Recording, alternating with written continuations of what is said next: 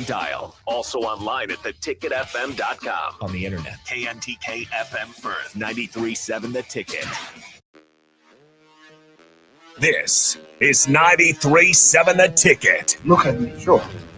Look at me, sure. I'm the captain now. Three-time national champion Vershan Jackson. Oh, got a bunch all alone is Vershan Jackson. And Vershan will get it to the 24-yard line. Coming at you live from the Coppel Chevrolet GMC studios in the heart of Lincoln, America. On air and online at theticketfm.com. Presented by Wingstop. Here he is, Vershan Jackson. Ah, yeah! Yes. It's the captain. In the words of Bernie the boxer, did you miss me? That's all right. If you didn't, I'm back. The captain, the ticket, 93.7. Brought to you by Wingstop. Get down to 3 locations in Lincoln. Here, we even got one in Grand Island right now. So don't hesitate to get to Wingstop. You better cut phones off and get in here because it's Good Sense Friday. Yeah, Good Sense Friday. Thanks, Good Sense. They feed us every Friday. Delicious. Yeah, I know. I got the best sandwich. Shout out to Nick. I don't know what he's doing right now. Oh, he's fishing. Yeah, he's fishing. He caught himself 2 crappie yesterday, and he posted a picture. They're real tiny. 2 little crappies. 2 little crappies. Oh, man. He sent a picture to Nathan and I. He goes, Nathan, this is a crappie. I'd have been like, that's also a pretty good fish you got there. I got to get right to it. He thinks he's fancy. I got to get right to it. All right. Because I don't know if we want to play I know you guys talked about it, and I don't care because it derailed my show today. You want the opening comments by Jimbo? Let's go who started it. Okay, let me find that one. Yeah, somebody else has that. Nick Saban. So let's go who kicked off the entire shebang with the shebang by saying the things that he said you talk about a guy who has enjoyed being on top for so long. Why he would ever open his mouth to say anything about anything is beyond me. Because if I'm Nick Saban and I've won the championships and I've had the success that I've had, there was a reason you've had that success. Nick Saban owns luxury car dealerships. I'm not talking like Kia or a Hyundai or a Saturn. I'm talking like BMW. I think he's got Mercedes. I think. No, there's no think. Well, no, I don't remember the brand. I know he has like 3 dealerships. High end. They're fancy. Like that. Yeah, a little fancy. Now, does he got some Toyotas and Lexuses? I don't know. Probably. My point is the SEC, Nick Saban, and the entire SEC has been playing players. This ain't nothing new. Everybody's known that. Everybody that is associated with SEC football knows that the SEC, if you're going to get paid, that's where you want to go. That's where they're the strongest conference. Well, now the playing fields are being leveled, and I can't believe Nick Saban is crying. He's a little upset for some reason. He's crying. He's not even upset. Now, is he begging for money from the boosters? Probably so. Oh, yeah, they're definitely it's pretty much well, look at what Texas A&M got. They got this fancy new bike. I want a bike. Yeah, and Alabama's like, here you go. But based on what Nick Saban said, he basically said that Texas A&M bought their players, which verbatim. It isn't illegal. Let me say this again. Nick Saban said that Texas A&M bought their players. Yeah. Do you know what that means? He's basically saying that he committed an NCAA violation. Shout out Al Papick. Not anymore. It's not an NCAA violation anymore. So then why would Nick Saban even think it was smart to open his mouth to say something like that? Because of what you said right before that. What? He's trying to get more money. Oh, gosh. Nick Saban makes $10 million a year. No, not for him. For the team to give to these players. Yada. He's the same guy. He's a smart guy. That's how I know we're not paying attention to what these people are saying. And Jimbo said that, or somebody else said that, or no, DP said that. Go back. These coaches forget what they say during press conferences, and somehow, some way, are not held accountable for what they say. Because Saban tried to say, we didn't pay a single recruit in this recruiting cycle. It's like, okay, first off, I don't really believe you. Secondly, you just said that your quarterback, who was a freshman, redshirt freshman, whatever he was making $1 million last year. Yes, he did. And you trying to tell me you weren't paying nobody? Yeah, well. He told you exactly what they're doing. They're upper players. Everybody's got the ability to make money. But if I'm McDonald's, do I want Rico or do I want Jay Foreman? No disrespect to Rico, but if Jay you want Foreman, me for the chicken nuggets, Jay Foreman taking burgers. I know, but my point is, if I can get you guys at the same cost, right? Oh, you taking Jay Foreman? Yeah, I'm getting Jay Foreman. Yeah, that's just smart business. That's what I'm saying. So these places and these coaches know what exactly is going on. Let's stop playing this stupid. I play the dumb game. Oh, it's so stupid. We don't know what's going on. Then Jimbo got mad. Yeah, Jimbo. I don't care about him getting mad more so than I care about the fact that he says some things about a coach that gave him an opportunity. Now, Deion, did you hear Deion Sanders go after Nick Saban? He just said, Deion said that he doesn't want his apology in private. He wants it in public. He said, if you're going to say these things in public, I want the apology to be in public. He did it in public already. Nick Saban apologized in public. Well, he wants to talk to him in public. Oh, he wants to talk. Yeah, he said, if you're going to say these things, you can't apologize and talk to me, in private. We got to do this in public because you made these statements in public. No reason for Nick Saban to have went on the wire to say something like that. Well, then the point out. No. Quote unquote. No, you can't apologize that. That's what I'm saying. Well, no, he didn't. Why are we trying to? You can't say something that'll stab a person and then be like, oh, you know what? Oh, my bad. I'm sorry. I didn't mean to do that. But did you read how he apologized? It wasn't really an apology. He said, I'm sorry that I singled out Texas A&M and Jackson State.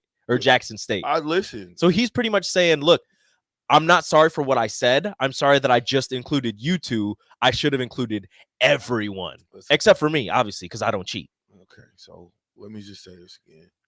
It's the SEC. The SEC is known for paying players, period. And all of them, every team gives a little bit of change out, okay? Mm-hmm. How they do that, who knows? All right, so I'm not here to tell you I know for a fact that they're getting this. I do know for a fact that there's players that was in the SEC that was getting paid for playing. Now, did that come from the boosters? Probably so. But what's coming from the boosters now? NIL. NIL money comes from the boosters. The boosters put the fund, this slush fund or whatever fund they keep on talking about. This comes from the boosters. Well, now it's legal. Doesn't come from the university. Well, not and the university is not supposed to know anything, right? Quote unquote. Yeah, I'll leave that one alone. But I'm just saying they are going down a rabbit hole that is going to make this. You're talking about the federal government getting involved. That's too far. But that's what they're talking about. I know. The NCAA, the federal, that doesn't. Maybe the NCAA needs to get involved, but the federal government doesn't need to be involved. Listen, it's unnecessary. 10 million reasons why both of them need to shut the you-know-what up. I'm going to give you 10 million reasons because both of them make $10 million a year to all they do is coach. They don't have to play. They don't have to be physical. They don't have to do anything. They have to be all mental. And I'm not saying that being a head coach is easy because it's not. But you can tell me that you can make $10 million a year and the guys that play for you makes what? How much? Scholarship? Oh, thank you. If you're going to open up the door. Your education is free. Well, and Nick Saban kept saying, he was talking about the transfer portal and schools and, people going to the highest bidder. Well, isn't Nick Saban one of the highest paid coaches in college football? I would like to think so, yes. Oh, didn't he leave Michigan State to go to Alabama? No. Where did He he left leave Michigan to go to State. Alabama? Miami, the Dolphins. Whatever. I think he left Michigan State to go to LSU. Whatever. If he And then went LSU to Miami, and then Okay. Miami to Alabama. Perfect. My point is he kept making different destinations. Yes. He kept upgrading himself. He didn't stay at Michigan State and still was their longtime coach because he would have been there 25 years, working on 25 years now, Mhm. had he stayed. No, he wouldn't. There's no probably. We played him in 1995. Nick Saban was the head coach at Michigan State. Trounced. Okay. What year are we in? 95, 05, 15. Mm-hmm. It's working on 30. Damn near. So he would have been the same coach at Michigan State for 30 years. But he decided that pastures aren't green at Michigan State. They're greener at LSU. I wasn't wrong. Well, did I say he was wrong? Oh, no, you didn't. So my point is that these guys that are getting the money now that the players are getting. So what he said about Jackson State, and we're going to play it, but what he said about Jackson State and Deion Sanders and Travis going there. That was unnecessary. Why are you mad at a school that you won't ever play? Come on, man. You will never play them. You will never be on the same field as them. Why are you talking about him? He told you who he was rolling with, the NCAA, because he defended the NCAA. He defended the institution that opened the door for open college players to just go musical chairs wherever they want, who opened the door for college football free-for-all in the NIL. It's a free-for-all right now, which is cool. Get your money. Yeah, but don't be running around talking bad about people who are using the NIL to benefit their program. The same way that you're using it. Thank you. You're doing the same thing. I don't understand. Saban is doing the same thing that all these other schools are doing, and you can't tell me that again, I'm not saying that he's going out and illegally paying players, but he is using the NIL funds in the same way that Texas A&M and Jackson State and Miami and Nebraska and Boston College and Clemson and USC, they're all using it the same way. Some schools are just have more money to spend and are more willing to spend more money. You can't tell me that we didn't pay a single recruit in our recruiting class. I don't you have the number 2 recruiting class. I don't believe it. Listen, I don't believe it. Nick Saban should have shut up. He should have shut his mouth. I'm telling you, it's a scheme to get more money from the boosters at Alabama so they can get better players. That's all it is. Because they lost out again. Texas A&M got 7 5-stars. Alabama got 3. That shouldn't happen at Alabama. So what he's saying, what he's trying to do, what he's trying to posture is to get more money from the boosters to then get more 5-stars on his team. Allegedly. But allegedly. I'm not saying that. I didn't hear that. That's what I believe. I didn't hear that. But I'm saying for me, I didn't hear that out of that conversation. That's what I believe. What Nick Saban did was basically go at other institutions that Texas A&M has caught up with you. Mm-hmm. Because the NIL, okay? But at the end of the day, everybody that's talking about these kids that are getting the money, you know what they have to do? You've got to train them. Still got to perform. You've got to coach them, and they've got to grow as players. All the players that they received, I can guarantee you that if they're the same players in 4 years that they are when they got them, then that money was lost. That was done. That was money not well spent. But again, Nick Saban just threw me for a loop by him crying, being on top of the game, and crying about people halfway catching up to what he did, to what he's done. It's not cool. He's at the top of the mountain. He doesn't want to be touched. No, Nick, that's not how it works. Nick, and I love Nick Saban for what he's become, but today, all in one shot, he's totally made me go. He went to the cellar. Like I'm telling you, he's smart. He knows what he's doing. I mean, this was all planned out. This wasn't him going on there and getting emotional and just speaking from the heart. This is from the mind. This is from his brain. He knows what he's doing. If you just joined us, we're talking about Nick Saban basically going bad on Jimbo Fisher and Deion Sanders on their programs. This is the audio. And here it is. I mean, we were second in recruiting last year. A&M was first. A&M bought every player on their team. Stop it right made there. Do you understand what that implement in? What he just that is a strong accusation. That is strong. That is something that now, unless he was in a boosters only, and you don't record boosters only meetings. I don't know what this was. Right. He was on stage with a couple other people. My point is, let's just start that back over from the top.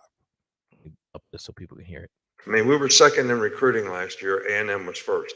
A&M bought every player on their team.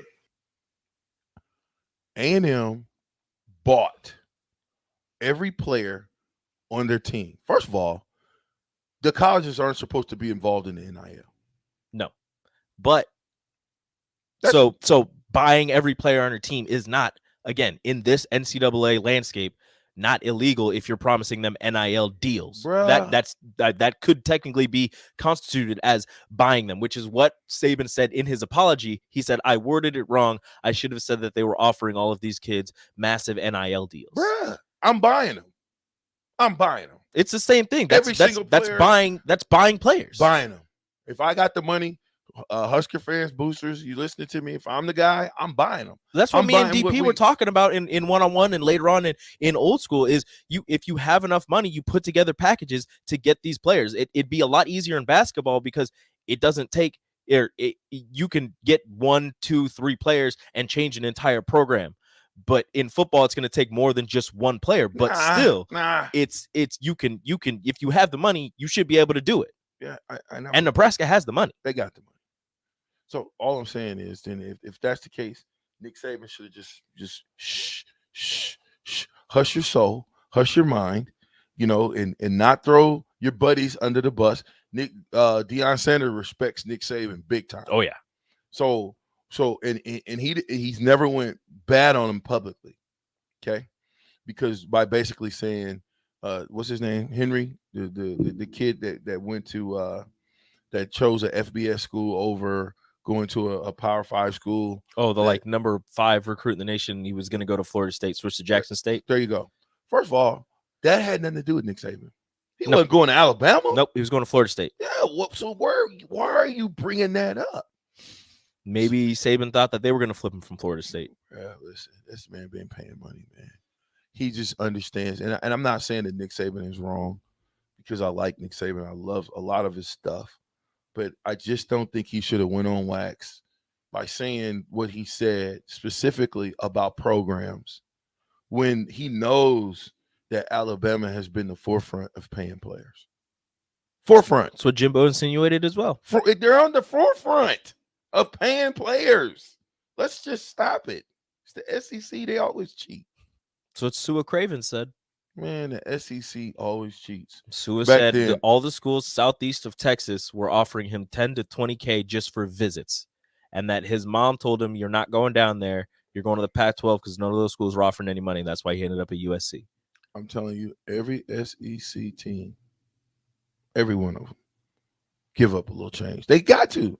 The reason, this is my own personal opinion, the reason why the NCAA opened up and said, forget it, let's pay them all, was because in the day of the cell phones, in the day of I can record you and you don't know I'm recording you, do you know how explosive that have been to say 4 or 5 different SEC teams are paying players?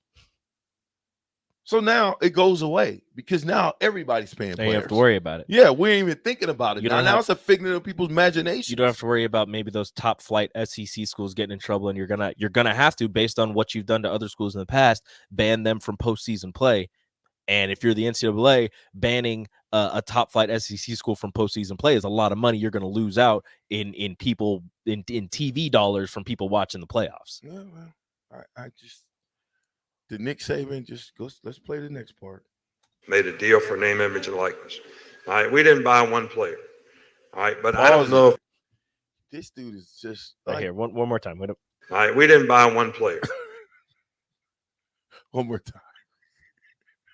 All right, we didn't buy one player. So he said we didn't buy one player. Do you buy that?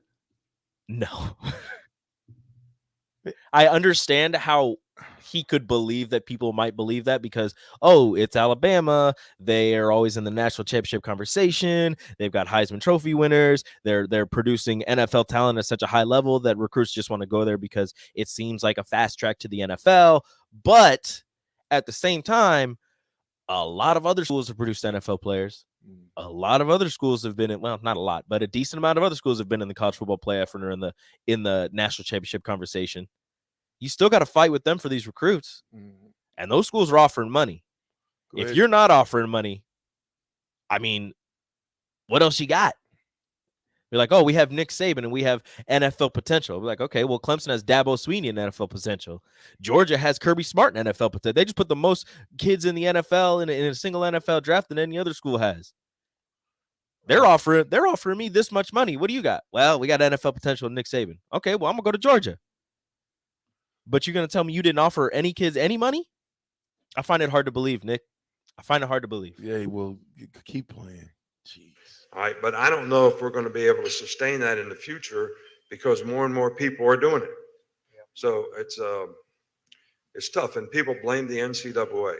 But in defense of the NCAA, we are where we are because of the litigation that the NCAA gets, like the transfer portal.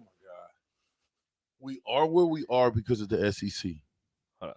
We are where we are because of the litigation that the NCAA gets.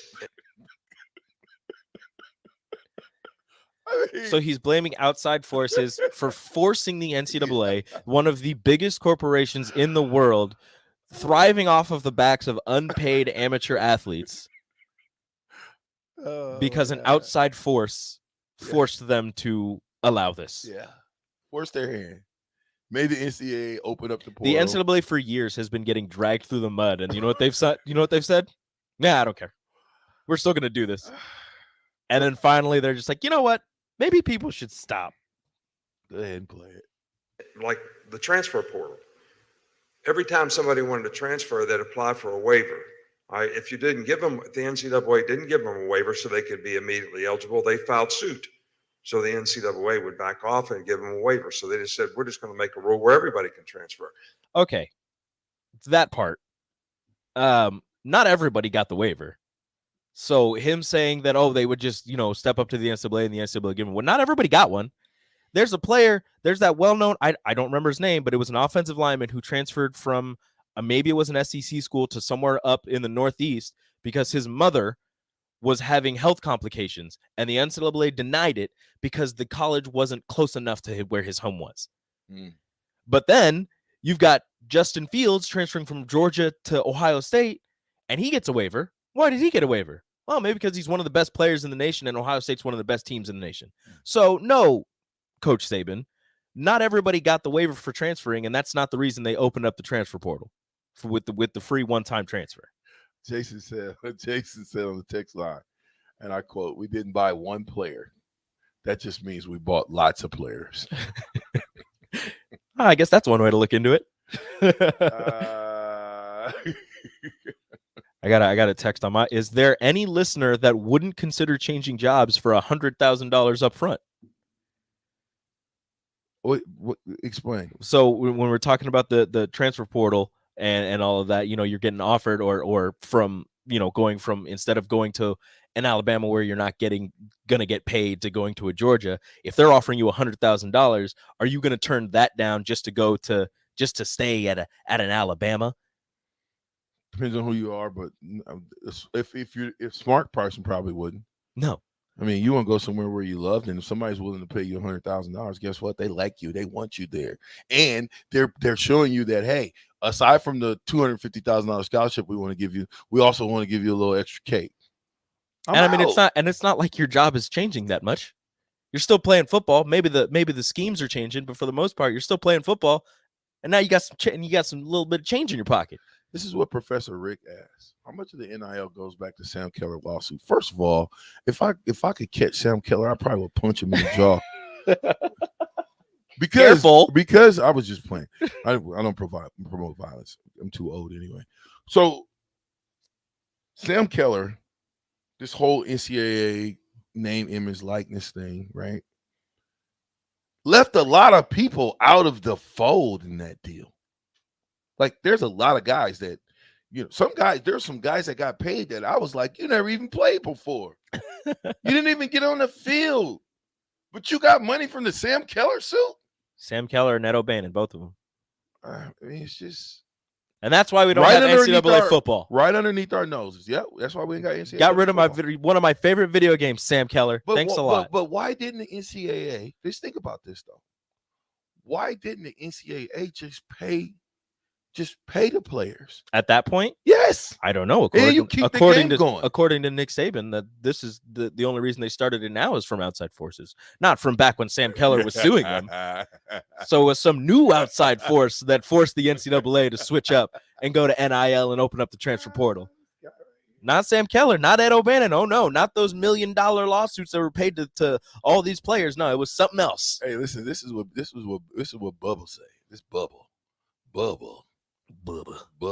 I like that's Bubba. How you have to say we got a Bubba. We got a Bubba in our family. I think everybody has a Bubba in their family. Bubba.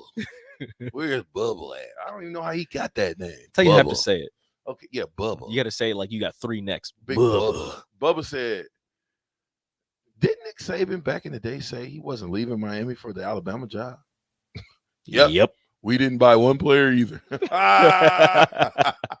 Damn. Sorry, Nick. Bubba. But you are going to be the butt of the captain show today. All right. Bubba. We're going to hit a break and we'll play the rest of the Nick Saban audio. Hey, that ain't how that works here at the captain show. Okay, my bad. Let's just get the music. My bad. Get the music going. That's on me. Yeah, take us out. Here you go. Yeah. Here you go. Why are you always playing the fast stuff? I like it. Too legit. Do you want me? Okay, we go. Give me some other too legit to quit. Good God. There you go. Oh my! Where's all of my? They're all right here. This is all of them. Heavy metal stuff. The heavy metal stuff. Yeah, where is Hold that on. at? Give me. We don't got none of that. Give me the Goldberg theme. The Goldberg theme. Yes. Where all did the way it go? to the left. All the way to the right left. there. All right, I gotta lower this one then. No, you gotta stop playing. There we go.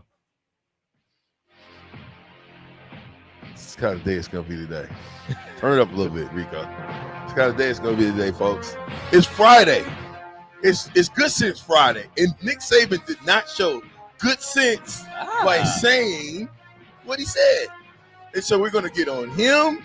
We're gonna get on Jimbo. We're gonna talk a little Dion, and we'll talk Nebraska NIL. Ooh, the captain, the ticket, and I'm not in the red room. 93.7. Mary Ellen's Food for the Soul. It's soul food right here in Lincoln. Ribs, wings, catfish, coleslaw, cornbread, grits. I mean, I'd say it's food like your grandma used to make, but my grandma never made food like that. If you haven't already, you've got to give it a try. Check out their location across from South Point at 27th and Pine Lake, or find their food truck at events all over town, or visit them online at maryellens.com to see the full menu. Mary Ellen's Food for the Soul. Let them fix you a plate. John Henry's Plumbing, Heating and Air. When it comes to your home or business, we know you have options, and that's why John Henry's Plumbing, Heating, and Air Conditioning gives you just that, options. We have plumbing, heating, and cooling memberships to serve all of your residential and commercial needs. We want to ensure you, your family, and your business are safe. Visit our website, jhlincoln.com, to find out more, or call us at 435-5555. John Henry's Plumbing, Heating and Air. At first, I was really nervous and intimidated to buy a ring. I wasn't sure what I was getting into. My experience at Starter Heyman was very easy. I felt like I walked out of Starter Heyman with the ring that was going to make her go wow and say yes. I love my ring. It is so beautiful. I absolutely love my ring. I get compliments on it all the time. I always tell them Starter Heyman. Yeah, we would definitely recommend Starter Heyman. Yeah, it was great. We're definitely coming back. Sure. Sauter Heyman Jewelers, Lincoln and Grand Island. SauterHeyman.com. Brown Shoe Fit is gearing up for spring with new inventory on the way. They're stocking up on new spring sandals and athletic shoes daily in brands like Brooks, Hoka, Keen, Merrill, On, and many, many more. Browns has the local professionals to get the proper fit, aided by their high-tech foot scanner by Atrax. Spring is the season to be active and busy. Don't let your feet lose their support with old rundown shoes or sandals. Stop by Brown's Shoe Fit today, just south of 66th and Q in Lincoln. Hi, this is Dave Osted from Osted's Golf. Let us make this your best season yet. Voted a top 100 fitter by Golf Digest, our master fitters have been trained by the same guys that build clubs for PGA pros like Rory, Tiger, DJ, and Jordan. Have old clubs? Trade them in Osted's Value Guide, or have our club specialists get your clubs swinging like new. Go to our website and make your fitting appointment. You're a click away from a better golf game. Play better, have fun, and shop Osted's. Start your Sundays off right with Jeff and Nicole Essink on Fitness Fanatics. Jeff and Nicole discuss health and wellness, how to achieve fitness goals, and more through the life of gym owners and gym goers. It's Fitness Fanatics from 9 to 11 a.m. on Sundays on 93.7 The Ticket and theticketfm.com. Southeast Community College has learning centers in Falls City, Hebron, Nebraska City, Plattsmouth, Wahoo, and York so that you can take credit and non-credit classes at a center nearby without having to travel an hour or more to campus. By taking online classes and those at a learning center, you can earn your degree from SEC where and when it's convenient for you, all at a cost that won't stand in the way of your education. Learn more about SCC's learning centers at southeast.edu/learning centers. SCC, your path to possible. If your home water doesn't taste right, look right, or smell right, just call Bryant for the solution to your water problem. Call 467-1111. Bryant Air Conditioning, Heating, Electrical, and Plumbing.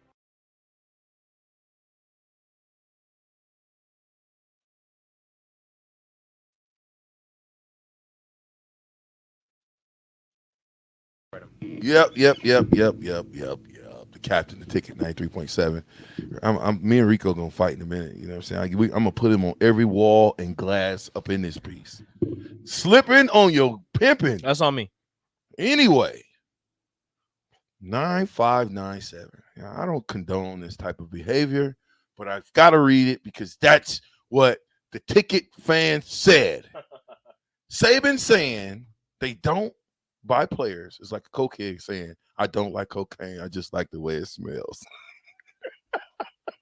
No! I didn't want to read it, but what are you doing? I didn't say it. I didn't say it, but dude, stop it. Stop it. Stop it. Nick, can we, what, do you got it? It's still loaded? Yeah, it's still up here. We'll play it. Let's go. Let's That's how dissect that this happened. thing. So if the NCAA doesn't get some protection from litigation, whether we got to get an antitrust or whatever it is, from a federal government standpoint, this is not going to change because they cannot enforce their rules. Just like Nate said, we have a rule right now that says you cannot use name, image, and likeness to entice a player to come to your school. Hell, read about it in the paper. Pause it. I mean, Jackson State. He said the NCAA cannot enforce their rule. How does he know? How does he know they can't enforce it? Because he's been in those. I don't know. No, they can't enforce it because they haven't been able to enforce it on him. Ooh. I'm just saying, stop with the shenanigans. Stop listening to what people say and listen to what people do. Actions, we know the actions speak louder than words, but what you do speaks so loud, you don't have to open your mouth. Like they can say whatever they want to say, at the university, our alma mater, okay? Nebraska. We can say, oh, we're going to do this and we're going to do that and we're going to blah, blah, blah, blah, blah, blah, blah, blah, blah. But until you put into practice what you're preaching, it's not going to matter. And I don't care. Now, if you tell me you're going to do something and you actually show up and do it, that's different. But if you tell me you're going to do something and you don't show up for what you said you were going to do, we got a problem with that. And so just this Nick Saban crying fit, throwing people under the bus, yelling from the rafters. He is the biggest name in college football.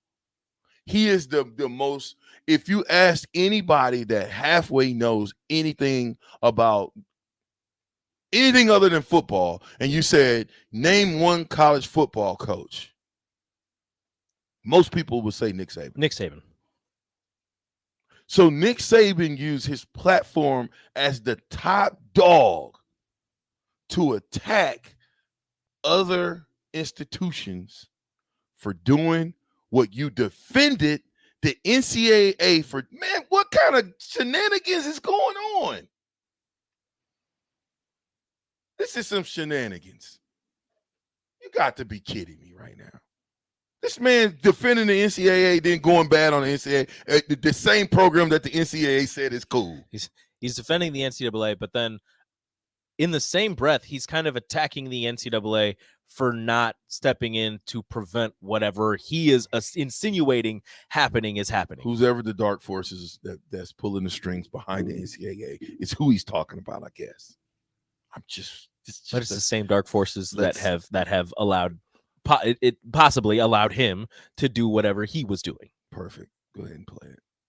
I have a rule right now that says you cannot use name, image, and likeness to entice a player to come to your school. Pause it. Hell, wait a minute. Play it. Hell, read about it in the paper.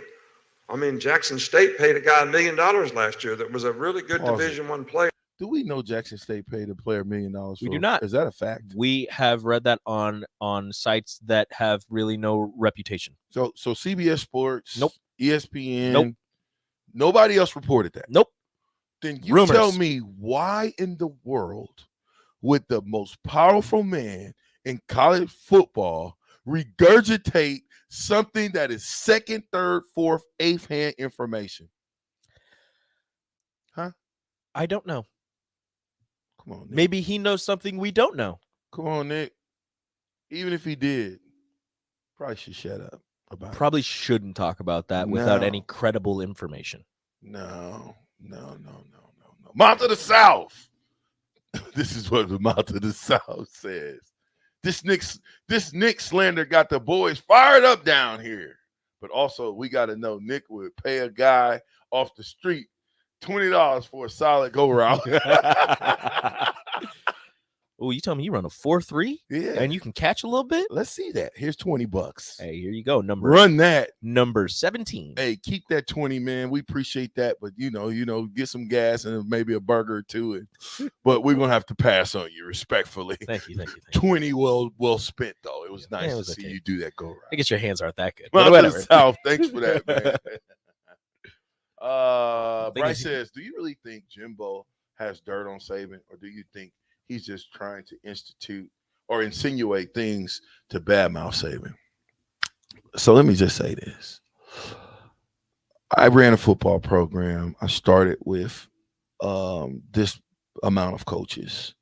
And then I went on to get more coaches as we had more football teams. Well, there's things that my initial coaches know about myself and whatever we did in the program that, some of the circular coaches don't know. But the more you start coaching, the deeper you get into coaching, the more coaches spend time with you under your regimen. They know who you are. So, Bryce, if it's one person that could read you the riot act about yourself, it's assistant coach. A coach that was under you, a coach that respected you for a time, or at least acted like he respected you while he worked for you. That guy knows some things. Whether good, bad, or indifferent, he knows some things. Because those meetings that are happening with these coaches, and Nick Saban's the head coach, so you know who's the head meeting guy? Nick Saban. Mm-hmm. He's leading the meeting. He's ordering up the line items in the meeting. And when he's ready to either extend the meeting or close the meeting, there's nobody else in that room that can extend a meeting or close a meeting if you're a head coach, unless you're a super pushover. But most head coaches, they either extend the meeting or they close the meeting when they feel like it. Not when because we ran over time and the minutes say we're supposed to be here at this time. I've never known a head coach to do that. They're the end all be all. Well, everything goes through them. Period. When they call a full staff meeting, is there anybody that can be like, "Oh, I'm busy"? You better be there. You better be unbusy. That's what I'm saying. But if an offensive coordinator or a defensive coordinator called a coordinator or an offensive meeting, the head coach don't have to be there unless he wants to. No. You can't assume that he's going to be there, but the head coach calls a meeting, you better get your butt in the room. So now we got Nick Saban, the numero uno in college football, makes more money than anybody in college football, talking reckless about a stablemate. Not only a stablemate, he went at somebody who coached for him. Listen, all bets are off. If somebody coached for me, Mario Henderson, if I'm going at Mario and he's coaching a different team and I trained him up to hopefully I trained him well. That's great competition if you ask me. Yeah. But what I won't do is go take a shot at one of my former coaches that's a head coach that tarnishes my legacy, because Jimbo's tarnishing his legacy. The things that he's saying, he's insinuating, it's Nick Saban's legacy is starting to be cut.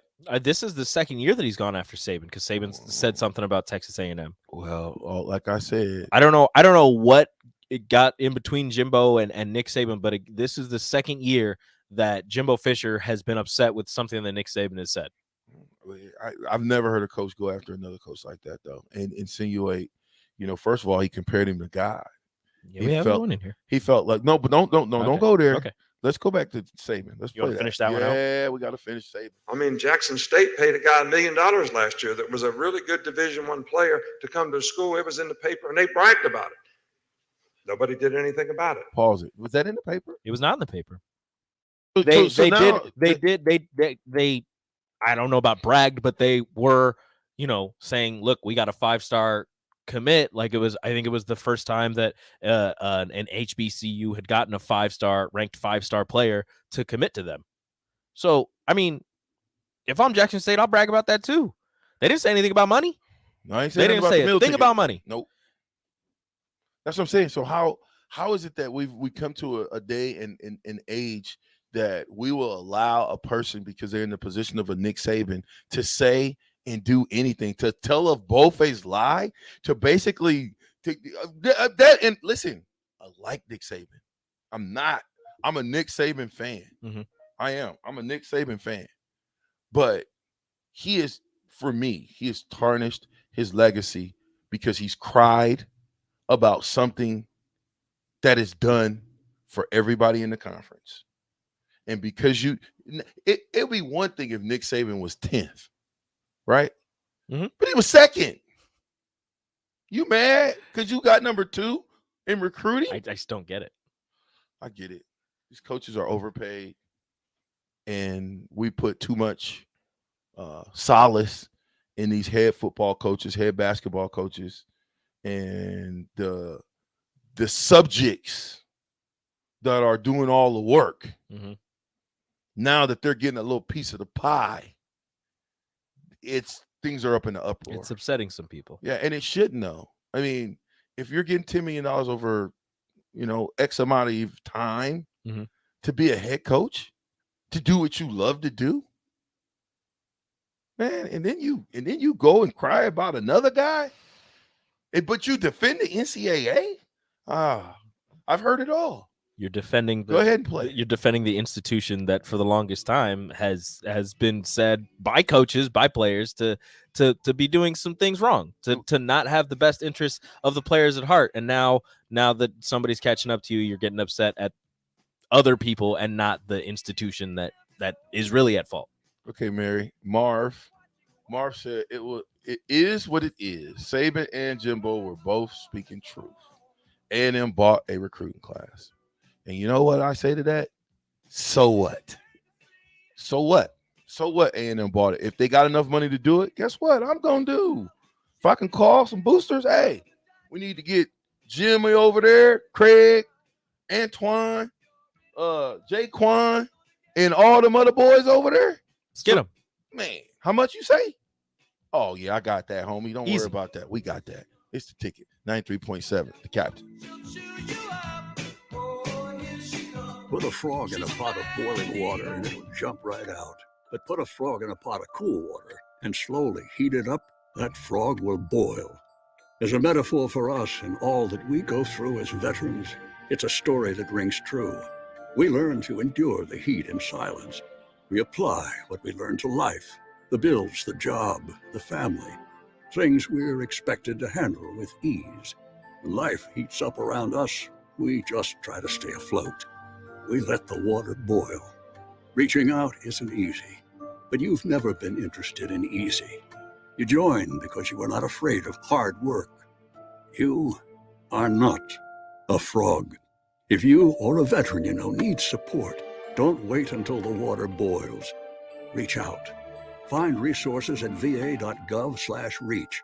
That's va.gov/reach. Brought to you by the United States Department of Veterans Affairs and the Ad Council. Springtime is here, and it's time to get to work on outdoor projects. Deck City is a great place to start as Lincoln's local source for everything decks. Deck City has everything you need to build the deck of your dreams. From treated lumber to Westbury aluminum railings and TimberTech composite decking. Call them today to schedule an appointment at 402-480-6671. Go online at deckcityne.com or visit their new location just north of 33rd and Cornhusker Highway. 93.7 The Ticket. Fox KFXL weather. Sponsored by Security First Bank. A relationship you can count on. Partly to mostly cloudy skies. Much cooler today with a high of around 71. North-northwest winds at around 15 to 20. Cloudy tonight with a low of 47. Even cooler tomorrow. A high of only 55. Maybe a few scattered showers around the region. We'll see temps bounce back a bit by Sunday. I'm meteorologist Tim Wright for 93.7 The Ticket and theticketfm.com.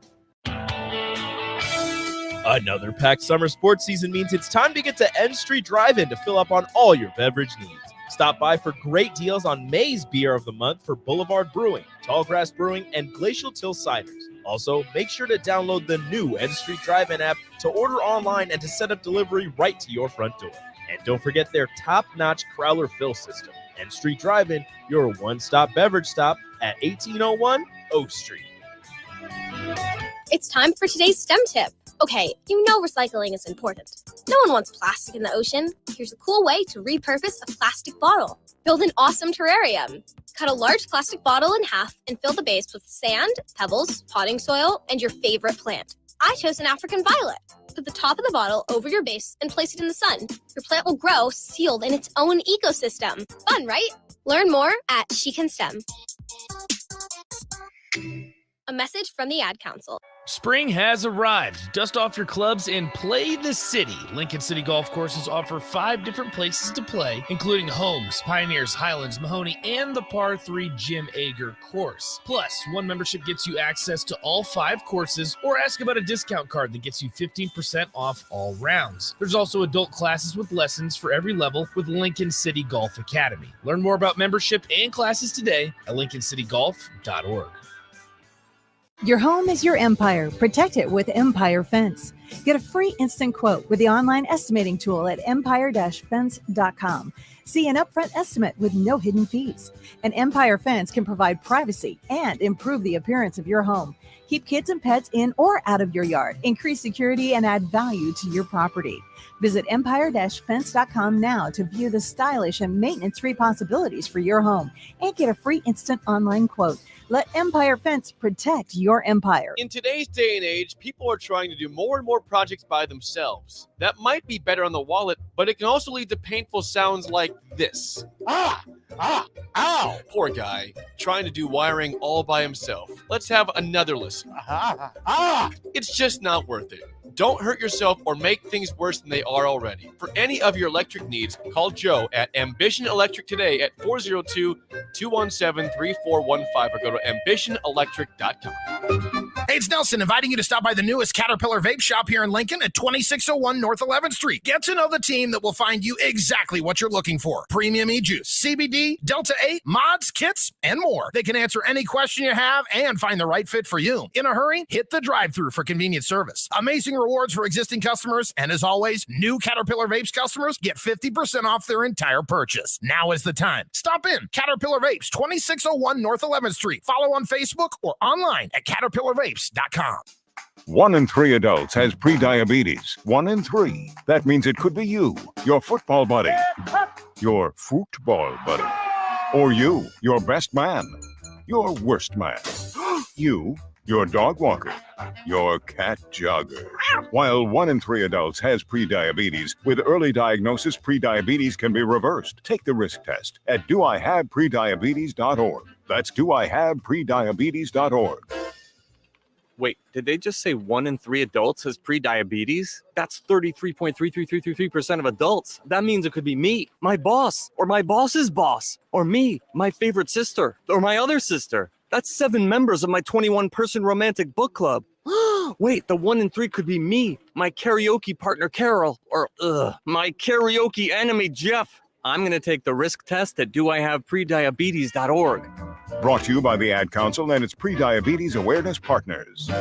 Back with Vershan Jackson, sponsored by Wingstop on 93.7 The Ticket and theticketfm.com.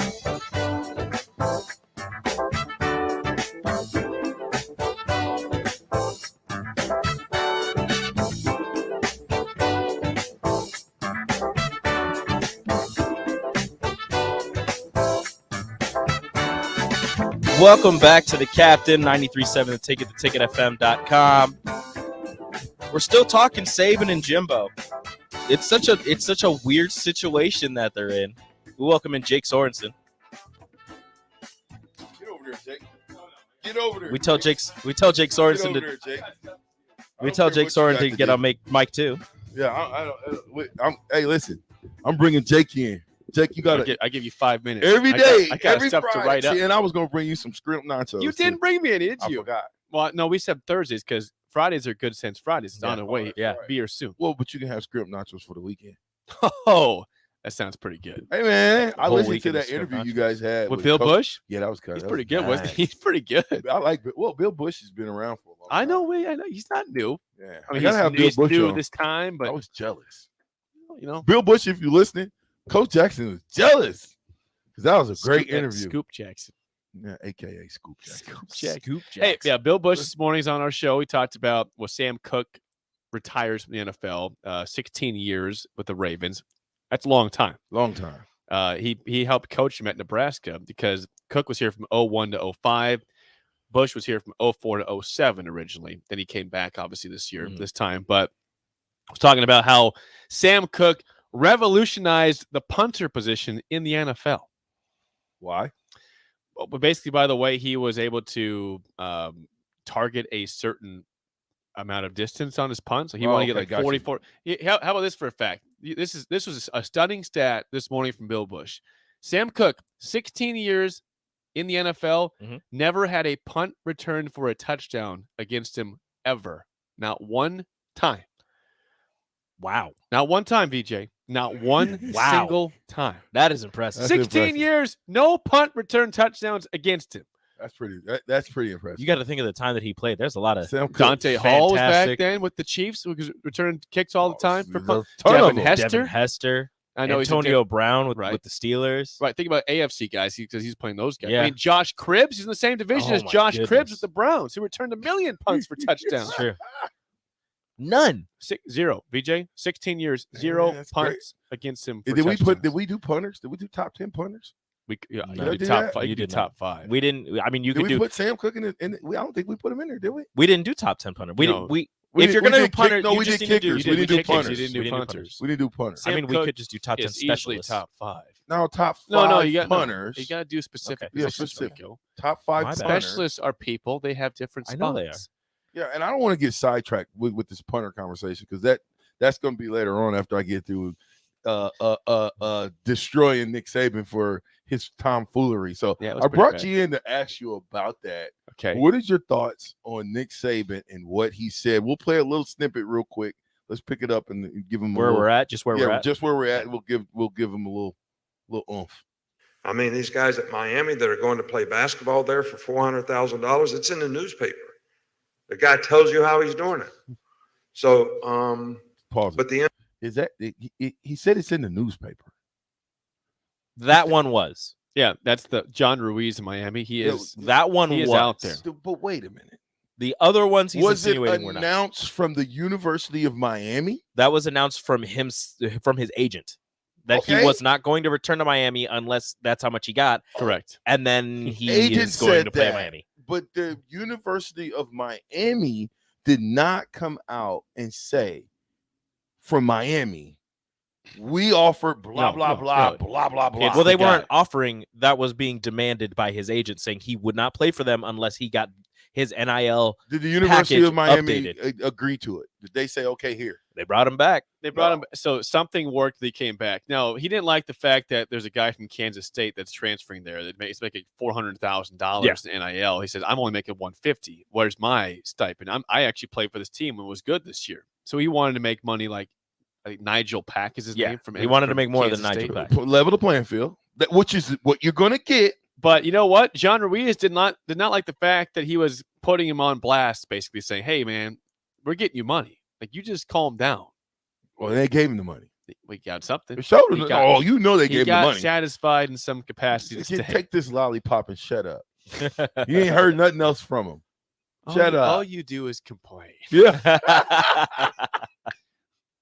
We didn't have to give you anything. We gave you all the you're money. welcome. You're welcome. You're not entitled to this, buddy. I'm trying to help you. You're trying to help your career. I just helped you out with $150K, and now it's not good enough. What do you want? A mill? Your top 5 pick will talk. I mean, Oscar Schwebe gets $2 million. Sheboy, yeah. Sheboy gets $2 million to come back to Kentucky.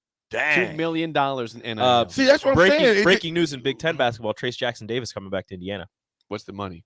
No idea. Took his name out of the NBA draft. He was supposed to be in mid-second round. Okay, so that makes sense then. Yeah. Mid-second round. Dude, I'm not in the day of the NIL. Why would I ever come out?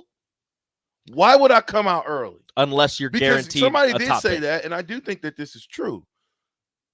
NIL combats NFL, NBA. Definitely in the NBA because you only got to do one and done. And in the NBA, they got some people that just go straight to the NBA, right?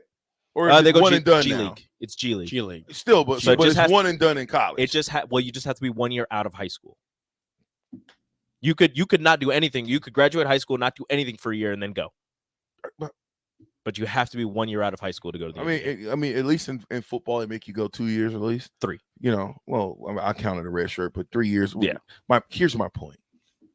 If in the day of the NIL, it is going to change the landscape of players wanting to go to the NFL early on a hope and a prayer.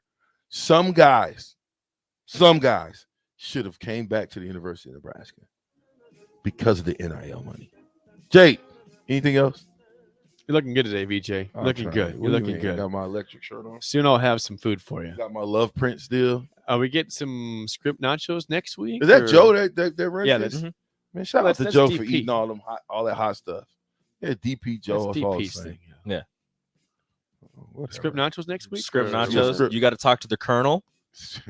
Me and the Colonel going fishing. The Colonel was out at Wingstop on Wednesday. The Colonel's The going to bring. called in. Yeah, he called in I heard yesterday. He's He's going to bringing bring in some baked beans. Some poking beans. Let him know. Or no when- baked beans. let him- No poking beans. Baked beans. Well, let him know when you're going to come in. You bring the nachos. He'll bring the pork or the beans. Yeah. Not pork pork and and beans. Baked beans. Baked beans. You said it. I Tiny said it. Pig, Baked- Dusty, 8795, Gus. We'll get to you guys all when we get back. Sidearm and text lines open. The ticket 93.7. Thanks, Jake.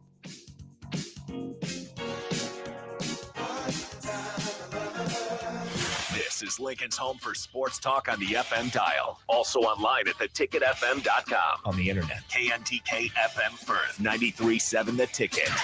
Brown Shoe Fit is gearing up for spring with new inventory on the way. They're stocking up on new spring sandals and athletic shoes daily in brands like Brooks, Hoka, Keen, Merrill, On, and many, many more. Browns has the local professionals to get the proper fit, aided by their high-tech foot scanner by Atrax.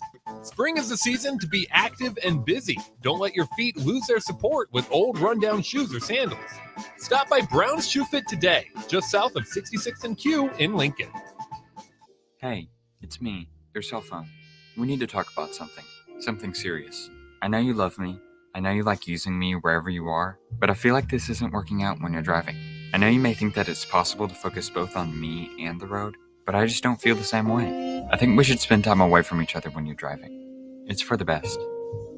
Visit StopTextStopWrecks.org. A message brought to you by the National Highway Traffic Safety Administration, Project Yellow Light, and the Ad Council. Hello, I'm Charlie Stone, back with the latest news from Honda of Lincoln. Joining me now is the general manager, Andy Goodyear. Hey, Andy, how you doing? I'm doing great, Charlie. Hey, Andy, with spring right around the corner, how is your supply of new Hondas and pre-owned vehicles? Really good, Charlie. As I've said before, when you drive by our lot, you don't see what you're looking for, just remember we have hundreds of new Hondas arriving soon, with Honda continuing to offer 0.9% APR financing to qualified buyers. Plus, we have over 125 pre-owned vehicles in stock and ready for immediate delivery. That's great, Andy. Any more great news? There is, Charlie. Honda just announced financing from 0.99% APR on certified pre-owned Hondas for qualified buyers. So come experience the Honda of Lincoln way of doing business. 27th and Yankee Hill Road or online at hondaoflincoln.com. I think it's just vapor. Vaping is safer than smoking, isn't it? There's really not even that much nicotine in them, right? One vape pod has as much nicotine as one pack of cigarettes. My kid knows it's dangerous. 5.4 million American kids vape, and most think it's harmless. Get your head out of the cloud. Talk to your kid about vaping. Visit talkaboutvaping.org. That's talkaboutvaping.org. Brought to you by the American Lung Association and the Ad Council. You know you want that smoky, tangy, sweet, and spicy sauced and tossed Wingstop. But you just brought a haul of groceries home from the store.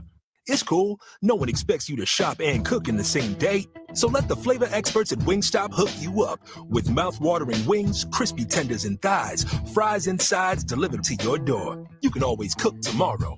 That's why the fridge was invented. Get it delivered at wingstop.com. Order online now from the new Wingstop located at 5001 O Street. James Enterprise Incorporated, that company that hauls your gravel, rocks, and material for your farm or construction site, says thank you to the people of the healthcare community for putting yourself in the way of danger to save the public. That is what it means to be a hero and to build a beautiful legacy. This message brought to you by James Enterprise Incorporated. For all your hauling of rock, gravel, and materials, call them at 402-432-6740. That's 402-432-6740. The weather in Nebraska is unpredictable every day, and that's no fun when you're trying to golf. Double Eagle Golf in West Lincoln is now open to let you play in perfect indoor conditions daily. Double Eagle Golf has 5 simulator bays to hit in, by far the most in Lincoln. It has a fully stocked bar with beers and cocktails for you to enjoy while you play. Double Eagle Golf is open each weekday from 7 a.m. to 10 p.m., so you can start the day there, take a client over lunch, or end the night with friends. Check out Double Eagle Golf today inside the Kinetic Sports Complex on West O Street. The Alzheimer's Association and the Ad Council present the story of Tom and Levi. Tom is the smartest man I know. He's been a professor at 2 major universities, been a teacher for over 40 years. One day, he told me that he was having problems in his classes. I think one of the students had asked the question and he didn't remember the answer. And I also noticed that he was letting his class out earlier than they were supposed to let out. And he was telling them that he was doing it as a favor to them. But I think in reality, he just wanted to get out of there. I was really starting to worry because I saw something was wrong. Levi and I talked about how it would change our lives, but he was there beside me, and my love for him was just immense. When something feels different, it could be Alzheimer's. Now is the time to talk. Visit alz.org/ourstories to learn more. A message from the Alzheimer's Association and the Ad Council. In every office, there's 2 types of people. There are those who bring in bagels and those who eat the bagels that someone else brought in. Everybody likes the first person. Be that first person. Weekday mornings at 7:30, you have a chance to win a business box of bagels from Bagels & Joe. All you have to do is shut up, Sipple. 2 questions for you, 2 for Sip. Win, and the bagels are yours. Lose, well, you don't want to lose. You lost Monday, you lost Wednesday, you're a loser. Shut up, Sipple. Weekday mornings at 7:30, brought to you by Bagels & Joe. This is 93.7 The Ticket. Look at me, sure. Look at me, sure. I'm the captain now. 3-time national champion Vershan Jackson. Got a bunch all alone is Vershan Jackson. And Vershan will get it to the 24-yard line. Coming at you live from the Coppell Chevrolet GMC studios in the heart of Lincoln, America. On air and online at theticketfm.com. Presented by Wingstop. Here he is, Vershan Jackson. Ah, yeah! Yes, indeedy. Brought to you by Wingstop, the captain of the ticket, 93.7. I'm rolling with Rico, Radio Rico. What up, though? Rico Suave.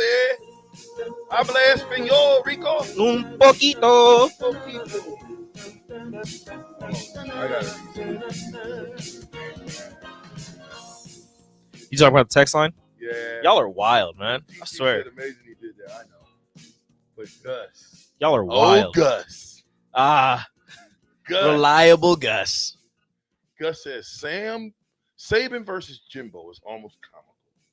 You have the king of college coaches whining about teams pulling closer to his program, using the same tactics he's always used. Then you have a greasy former. Damn. Gus, uncalled for. Good job, Gus. He said, then you got a greasy former assistant who hasn't won anything, just burnt his bridge with the king. I guarantee that Saban will win 3 more championships before Jimbo wins 1. Watch A&M will not win their division with these 7 5-stars. Well, of course they won't. They're in the same division as Alabama. Well, again, I keep telling people, doesn't matter about all the stars. You got to coach them. Yeah. You got to be able to turn those stars into wins. And if you're not a good coach, doesn't matter the star. A&M has gotten talented player and talented recruiting class after talented recruiting class and still has not won a national title in my lifetime. I don't know about before. I don't know how many national titles they have. I don't really care about Texas A&M. Saban Gate. Yeah. Why does everything got to be something gate? Nah, Why does it got to be gate? Saban Gate. All right. Whatever. Yeah, I know. It's just, I just don't understand Nick Saban going after Jimbo, and then Jimbo got mad. Like, are we done with Nick Saban yet? Yeah, we're done. That was the end of the whole thing. That was the end of Saban. That wasn't the whole here you thing. go. Here you go. There's like 10 seconds left. Here you go. NCAA can't enforce their rules because it's not against the law. Okay. There it is. That wasn't the long version. That was the short version. But the long version, this was we're not.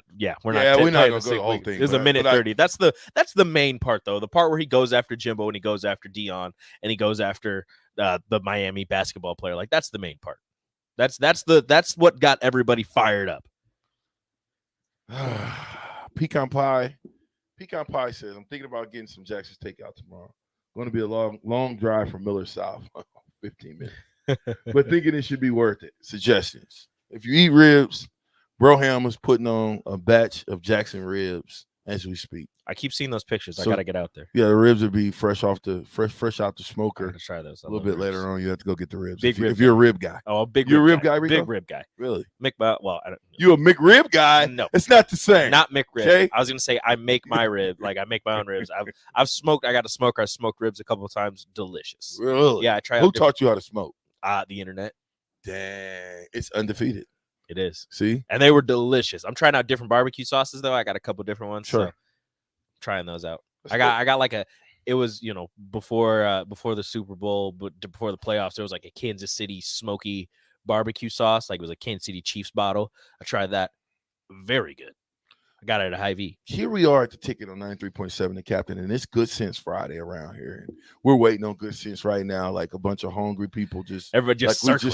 Like we were out there detasseling corn all day, and they were going to give us some free sandwiches. So we are hungry around here, and we purposely are that way because we know it's Good Sense Friday. We keep ourselves hungry so we get down those sandwiches. With that being said, it didn't make a lot of good sense for Nick Saban, and it didn't for Mr. Fisher. Coach, like to respond to some comments made last night in Alabama? Yes, I would. First of all, I'll say it's a shame that we have to do this. It's really despicable. It's despicable that somebody can say things about somebody and an organization. More importantly, 17-year-old kids. You're taking shots at 17-year-old kids and their families. And they broke state laws. They're all money. We bought every player on this group. Right, Paul. Hold up. Jimbo, he's taking a shot at you, brother. He didn't. The kids are a byproduct. The kid's got the money. He's not taking a shot at the kids. No, he's not taking a shot at the kids. He don't care. Yeah, no. He's taking a shot at you. He's taking a shot at Texas A&M. Correct. Not the kids. He's taking a shot at the administration of Texas A&M. This is about you, sir. That's right, sir. This is not about the young kids. It's not about the kids. It is about him, and it's about him feeling like you got to know that if they got 7, that all the stars, all the 1 stars, that both of those organizations tried to get him, right? Mm-hmm. And the reason why that Texas A&M won out was because probably they gave more money than Alabama. You would think, again, this is just speculation. You would think you're getting recruited by Alabama, you're getting recruited by Texas A&M. Texas A&M is offering you this much. Alabama's coming in the door saying, hey, we would like you to come be a member of the Crimson Tide. You say, okay, well, the Aggies are offering me this much. What's the deal that you got? And according to Saban, it's $0. Don't believe the hype. According to Saban, it's $0. Don't believe the hype. So I'm just saying, if you are able to play SEC football at a prominent SEC school, and one is offering you this much money, and the other one is offering you 0 monies, I think I'm gonna go with the one that's offering me some money. Maybe that's just me. I mean, if that's what the rules and regulations are, when in Rome, do as the Romans do. And it's legal to get NIL money. The man who's got the most is going to win. Now, whether or not that constitute wins and losses on Saturdays, that's a completely different story. So Texas A&M, yeah, they might have the number 1 recruiting class, but if they don't win on Saturdays, does that really even matter? No, not really. Not really. You can brag about it in the offseason. Yeah, we had the number 1 recruiting class. Like, you also had 3 losses. So yeah, meant nothing. Jimbo. We never bought anybody. No rules were broken. Nothing was done wrong. It was all in the way we do things, the ethics in which we do things. And these families, it's despicable that a reputable head coach could come out and say this when he doesn't get his way or things don't go his way. The narcissist in him doesn't allow those things to happen. And it's ridiculous. But when he's not on top, and the parity in college football, he's called him a narcissist. Coming at him. Yeah, I mean, have we ever been a part of this type of rhetoric from one coach to another? Not that I can remember. I don't remember. I would imagine there's some coaches, there's animosity, like at least not publicly. Yeah, not like this. No, not where he's questioning his character. No, he's questioning his character. You've heard, coaches go at other coaches for play calls. Or for maybe leaving starters in too long or something, something like that. But never going after somebody's character, calling them a narcissist. Or in one of the other comments, one of the other audio clips we have, saying that they compare themselves to God. Well, yeah, we're going to get to that because I think that's very interesting. Go ahead and let's go, Jimbo. The parity in college football he's been talking about, go talk to coaches who coach for him. You'll find out all the parity. Go dig into wherever he's been. So pause it. So like, what is he insinuating there? Hit us up. I don't Southern know. Haven text line is open 464-5685. We'll What do you think what do you think he's insinuating here? The parity in college football he's been talking about, go talk to coaches who coach for him. You'll find out all the parity. Go dig into wherever he's been. I don't know what he's insinuating there. I could insinuate what he's insinuating there. Go ahead. I mean, because I actually that part I have no idea. Well, play it again and let it play a little further. Okay. The parity in college football he's been talking about, go talk to coaches who coach for him. You'll find out all the parity. Go dig into wherever he's been. You can find out anything. And it's a shame that you got to sit here and defend 17-year-old kids and families in Texas A&M because we do things right. See, I'm just not buying it, man. Jimbo, it makes no sense. It's Good Sense Friday, but that makes no sense for you to even go and try to defend the fact that you got the number 1 recruiting class. You know what I say to that, Rico? Nothing. I don't respond to Nick Saban. No, you don't have to. There was no reason for him to respond. He called his press conference. That's what I know. He brought all the media members in so he could say this, so he could go off on Nick Saban. Yeah. Oh, well, listen. The fact that he's defending himself against Nick Saban, that's cool. You know what I'm saying? That's cool. But I just don't think that a person who gave you an opportunity, well, I mean, they're just arguing. They're just two Yeah. Well, I mean, two $10 million guys arguing with each other. My thought process in this whole thing is, for at least for Jimbo, is if you didn't do anything wrong, you don't have to say anything. You can let people speculate, oh, you bought your players. Be like, well, we didn't. I don't have to respond to you though. Like, you don't need to say anything. You don't have to defend yourself if you did nothing wrong. Because sooner or later, it's going to come out that you didn't do that. That you didn't pay the players to come to Texas A&M. You don't have to make a whole media circus out of this, because guess what? This might be exactly what Nick Saban wanted. Maybe he's trying to take the pressure off of himself for something else that's happening. And he's like, all right, let's focus on this. Let's focus on Jimbo and A&M. I know that Jimbo's going to freak out if I say this. So let's do this real fast. Well, you think so? The Masters is he's puppeteering. He's got him by the strings. He knows what he's doing. Like you said, Jimbo coached for him. He knows Jimbo. Yeah, he knew exactly what was going to happen. Yeah, but Jimbo lashed out at him good. He got him good now though. Jimbo's got him right where he wants him. He got him. Does he have him where he wants him? Absolutely. Because we'll find out October 9th. That's when they play. It's on wax.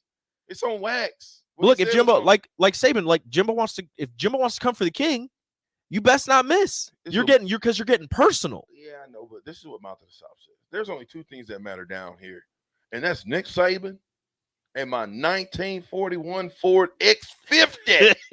You even know what that 1941 Ford X50 is? I don't. Oh, you might have to look that one up. Mouth of the South, you can't be sending that stuff in here with these young kids in here like they know what that is. That is great. Get all the recruits you want, but at the end of the day, it matters what the coach does with those pieces. You're right on that one, Mouth of the South. Gus, where is he at? Right. Jimbo.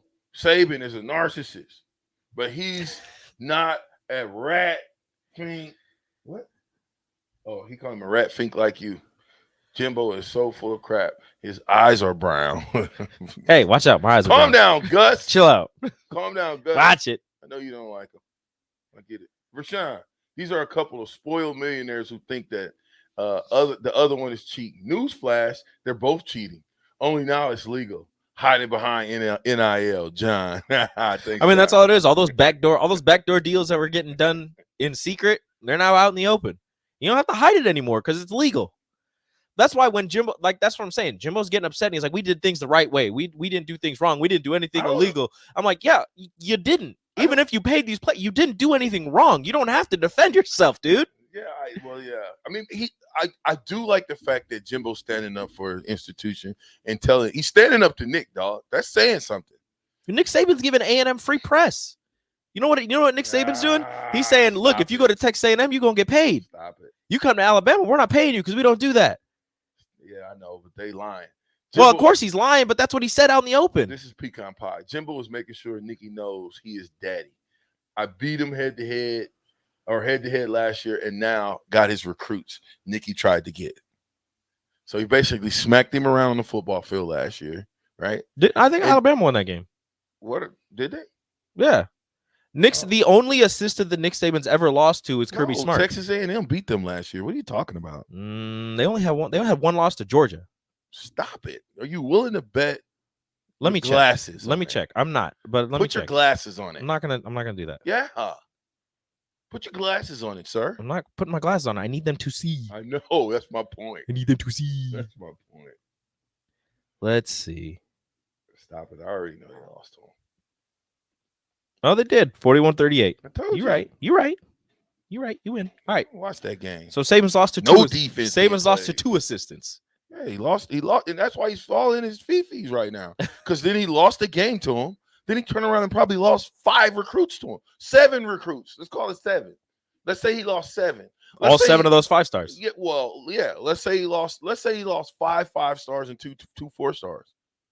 You know what I'm saying? Mm-hmm. I mean, actually, I do remember that game. That's not gonna feel good to him. Yeah, because A&M was having a bad start to the year. They like shut out Colorado or something, and they were unranked when they beat Bama, and then they hopped back in like the top 15 after they beat Bama. I remember that now.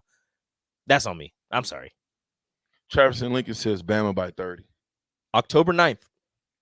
You think Bama by 30? No. Travis and Lincoln, I put 100 push-ups on that one. I got Bama by 15.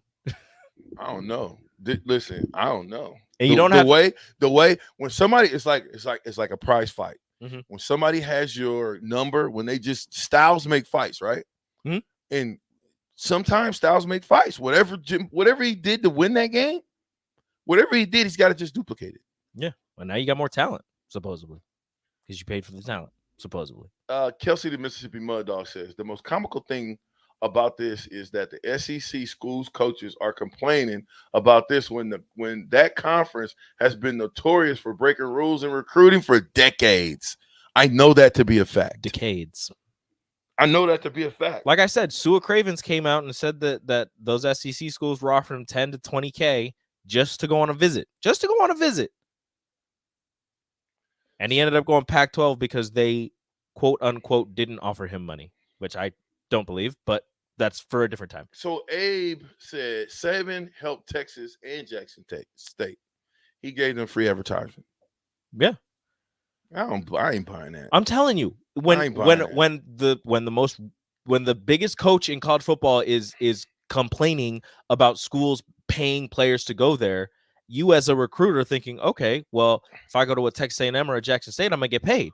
But according to Nick Saban, if you're gonna take him at his word, according to Nick Saban, those two schools are paying their players to go there and to play for them, whereas Alabama is not.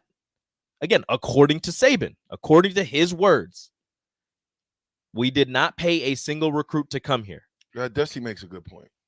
He says, Jimbo should have just said, well, I guess Saban is pissed that we did a better job than him, a better job at hitting the amounts of recruits we wanted. Also, I like to thank our boosters for making it happen, and we want to have the best class again next year. Oh, my goodness. That would have been oh, my goodness. Perfect. Oh, my goodness. Talk about a slam dunk. Talk about a Michael Jordan from the free throw. Talk about and a Michael Jordan. And then walked out. Yeah. That's all he used to say. Mic drop. Dusty. Oh, mic drop. Dusty, why aren't you the writer for Jimbo Fisher? Mic drop. You got to write his script next time. Mic drop. And that's my point. You didn't have to get mad. Let's play a little bit. The rest. You want more Jimbo, or do you want a different? More Jimbo. Well, that's the end of that long one. A different one. Or let's start it all. You can start it from the beginning. Oh, here we go. No, here we go. This one's good. And the operations, the way things were done the other way, when the parity was there, like we said, never has been parity. Certain people never follow the rules anyway. Do you suspect Nick has pause it. bent the rules? No, I didn't say that. It's my statement. The reporter, so in that little segment, said, "Are you saying Nick didn't follow the rules?" Gutless and turds. that's when he says, "No, I didn't say that." It's my statement. Just play that from that same clip from the top. And the operations, the way things were done the other way, when the parity was there, like we said, never has been parity. Certain people never follow the rules anyway. So who's he talking about?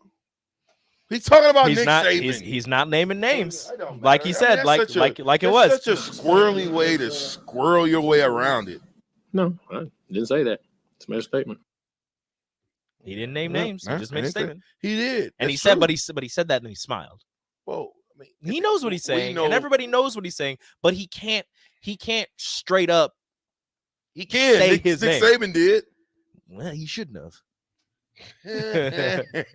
This is Justin. I can only imagine this is what Doc Seller would say about Texas A&M situation. We're going to be all right. We're going to be all right.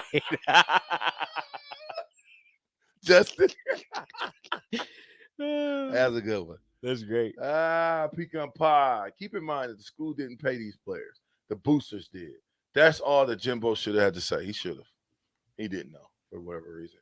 FSU Travis Johnson said Alabama offered him 6 figures.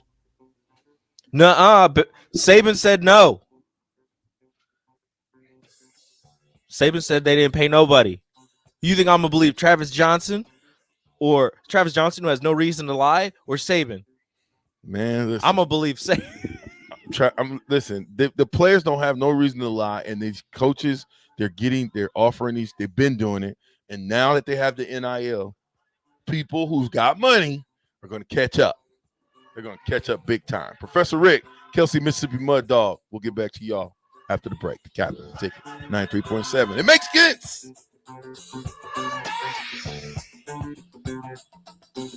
Part-time job, full-time hustle, all-time Shiro to all of us.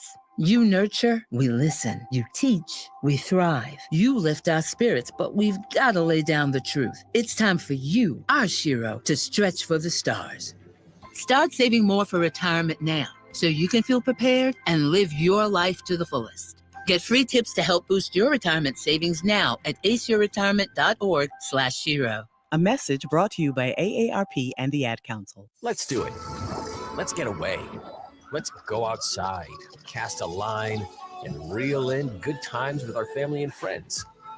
Get a little peace, quiet, and relaxation, and make some memories that will last a lifetime. Let's do it. Let's Fish Nebraska. Start planning your fishing trip today at letsfishnebraska.com. Sponsored by Nebraska Game and Parks. Aired with the Nebraska Broadcasters Association and this station.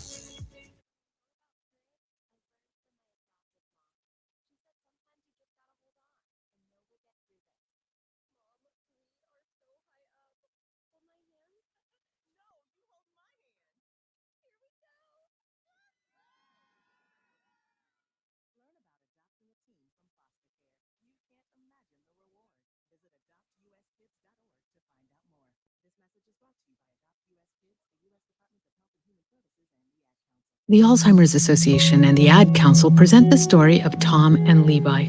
Tom is the smartest man I know. He's been a professor at 2 major universities, been a teacher for over 40 years. One day, he told me that he was having problems in his classes.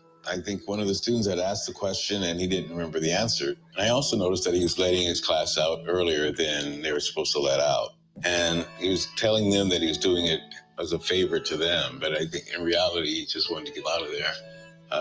I was really starting to worry because I saw something that's wrong. Levi and I talked about how it would change our lives, but he was there beside me, and my love for him was just immense. When something feels different, it could be Alzheimer's. Now is the time to talk. Visit alz.org/ourstories to learn more. A message from the Alzheimer's Association and the Ad Council. Hi, this is Dave Osted from Osted's Golf. Let us make this your best season yet. Voted a top 100 fitter by Golf Digest, our master fitters have been trained by the same guys that build clubs for PGA pros like Rory, Tiger, DJ, and Jordan. Have old clubs? Trade them in Osted's Value Guide, or have our club specialists get your clubs swinging like new. Go to our website and make your fitting appointment. You're a click away from a better golf game. Play better, have fun, and shop Osted's.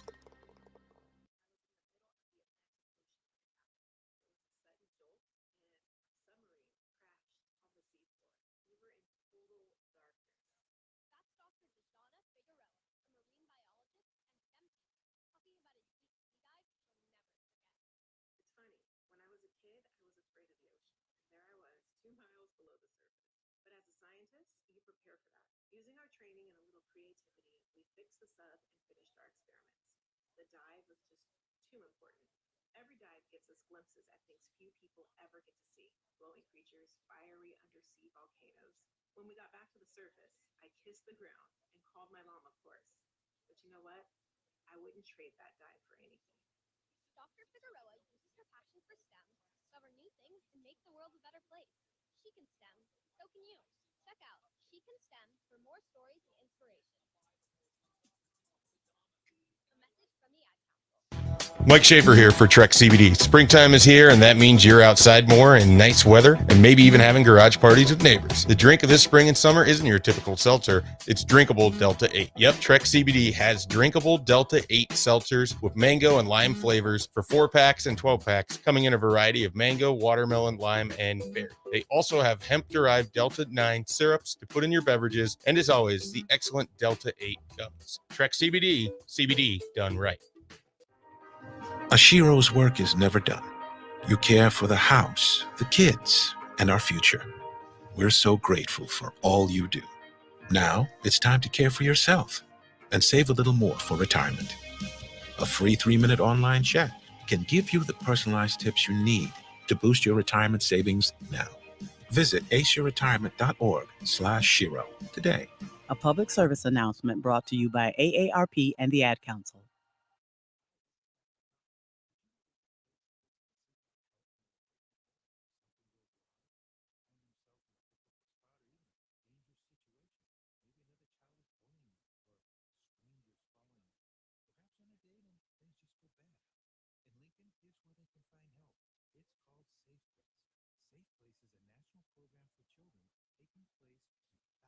of cities across the United States. The People City mission is sponsoring this program in our community and has set up a number of businesses, fire stations, schools, and nonprofits around the city to become safe locations where kids can seek out help. They just need to look for the big yellow sign that says Safe Place on it. Then go inside and ask for help. We will be quickly connected to them and ensure they make it back home or to whatever resources are needed. If you'd like to find out more about Safe Place and ways in which you can get involved, just go to pcmlincoln.org. Remember, when we all do a little, we change a lot.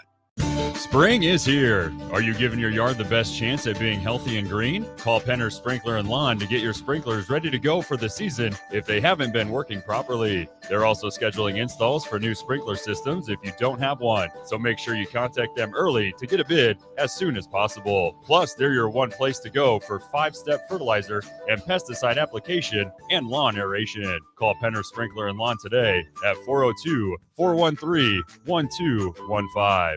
Back with Vershan Jackson, sponsored by Wingstop on 93.7 The Ticket and theticketfm.com.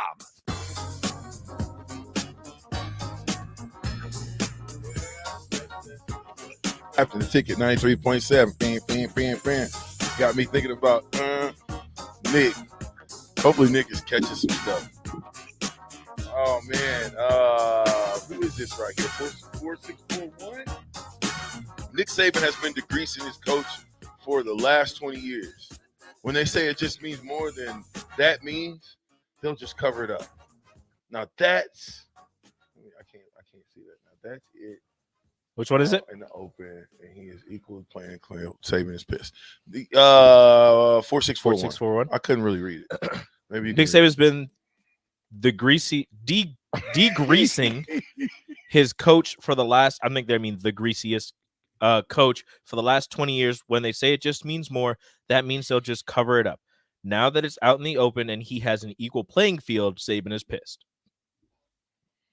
Yeah. I don't know about the greasiest coach, but equal playing field, him being mad. Yeah, I get that one. Because for the longest time, it was almost a foregone conclusion. If there was a 5-star athlete, and as soon as you saw Alabama offer them, every other school was like, well, damn it, can't get him now. It was almost a foregone conclusion that as soon as a high-profile athlete got an Alabama offer, that's where they were going. Made no sense why, but that's where they were going. They got all the great athletes. That's why they won all the national championships. They had the best. They had the best players and one of the best coaches. How did he go from Michigan State, and we clobbered him?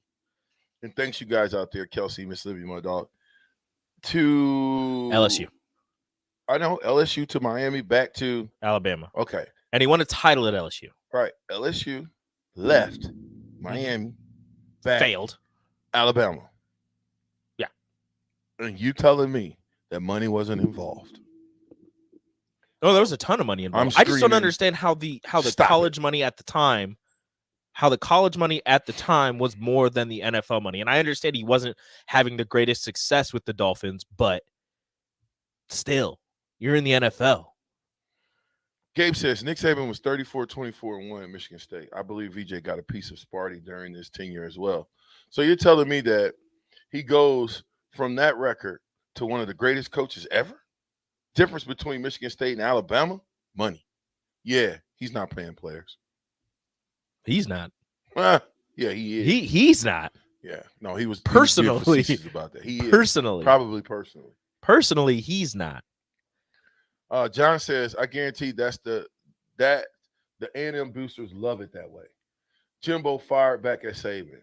It's all they will be willing to talk about. At the Piggly Wiggly. He went Piggly Wiggly.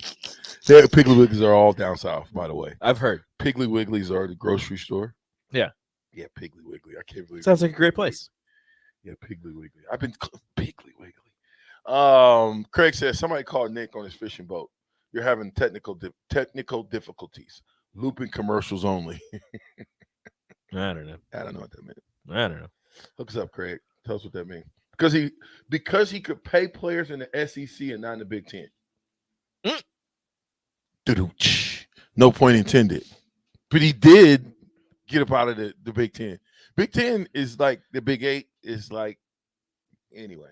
Well, at the time, I mean, he was at Michigan State, not a traditional power, not really the greatest situation to be in. He goes to LSU. He's in a better environment to recruit players. He's in a better conference to allegedly pay for players and bring players to your university.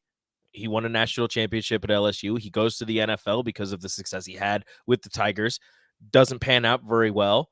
Some schools in the SEC remember his success with LSU.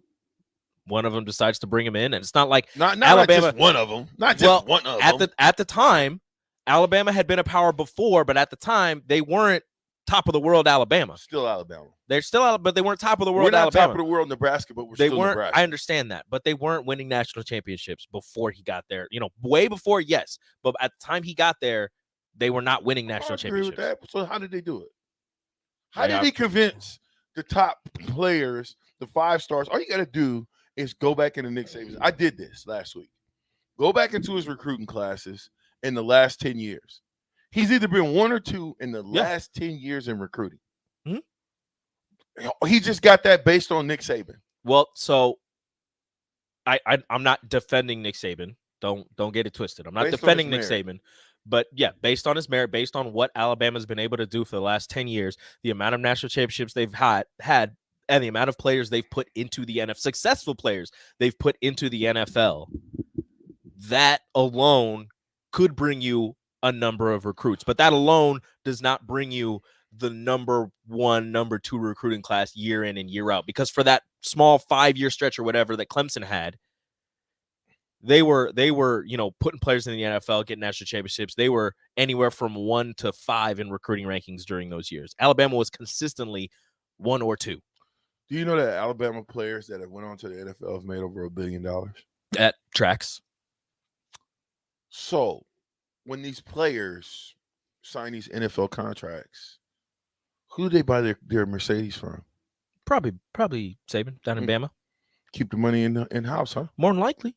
Got you. I mean, you're sending money back to the university that got you to where you are. My point, no, you're not sending it back to the university. You send it to Nick Saban. You're not. That's not going back. That's his dealership.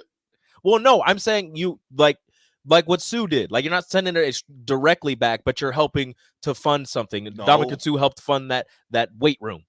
So there's players that are sending money back for the football program. Not what I'm saying. I'm saying they're also buying their Mercedes from Saban. They're giving Saban money into his pocket, but they're also sending back to the university, which then also, in a roundabout way, puts money into Saban's pocket. Yeah, like I said, man, I just don't think that Nick Saban was thinking before he opened up his mouth. Being the fact that he's been paying players for a long time, and that's allegedly. That's a fact. Allegedly. That's not allegedly. We can't throw that out there. Okay. Okay. Opinion. I don't even know how to say it. That in your opinion? No, I don't even want to say it. In the opinion of personally, people who have went to schools who've been offered money from Alabama. Okay, well, you can say that. Well, I just said it. Okay. That's personal. Well, then you can then okay. Then you can say for a fact. There you go. Now, did it come straight from Nick Saban? I don't know that. I don't know who it came from. But it came from the place that he is employed. Yes, it matters if I come and I'm like, hey, you know what? You should go here. You should go to Wayne State. Here's matter of fact, here go $50,000. Go to Wayne State. There's 50. Be quiet. Here's 50. Go to Wayne. I need you to go to Wayne. And I'm not no. First of all, I don't have 50 to give up. Okay, so I'm not paying anybody. So why you? Yeah, you slide some of that money this way. But my point is, there's plenty of opportunities for other people. Or let's go back to Jimbo. Okay, you want another Jimbo quote? Another Jimbo quote. Let's go with this is a good one. I don't cheat and I don't lie. So I learned that when I was a kid. If you did, the old man slapped you side of the head. Maybe somebody should have slapped him. Talk about Saban. I don't even like that clip. It was stupid. Okay, here's the one we've been referencing. Yeah. Some people think they're God. Go dig into how God did his deal. You may find out about a guy that a lot of things you don't want to know. We built him up to be the czar of football. Go dig into his past or anybody that's ever coached with him. You can find out anything you want to find out, what he does and how he does it. And it's despicable. See, now that's what I'm talking about. That part. Hold on. That whole part. Just the whole replay thing? the whole thing again. Get Okay. the whole thing. Okay. Some people think they're God. Go dig into how God did his deal. He compared the man to God.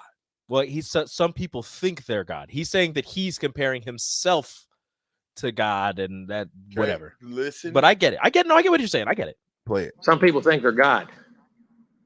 Go dig into how God did his deal. You may find out about a guy that a lot of things you don't want to know. Pause. We built him up. This man said, go dig into how God. So he says some people think they're God. Mm-hmm. But the same person, he said, But then, go see Yeah. how God did his deals. Yeah. And he called him the czar of football. Okay? So remember when I went back to and I referenced earlier when you have assistant coaches, your assistant coaches know a little bit more about you than anybody else does because you spend more time with your assistant coaches than you do your family. They know it all. They know everything, good, bad, and ugly. So the fact that Jimbo is airing him out like that, he's airing him out. Yeah. This thing is deeper. It's deeper than probably we can even comprehend. But go ahead. We built him up to be the czar of football. Go dig into his past or anybody that's ever coached with him. You can find out anything you want to find out, what he does and how he does it. And it's despicable. I think Jimbo's forgetting. Or anybody that's ever coached with him. You coached with him. No, he's not forgetting that. He's telling you without telling you. He's kind of airing himself out as well. He's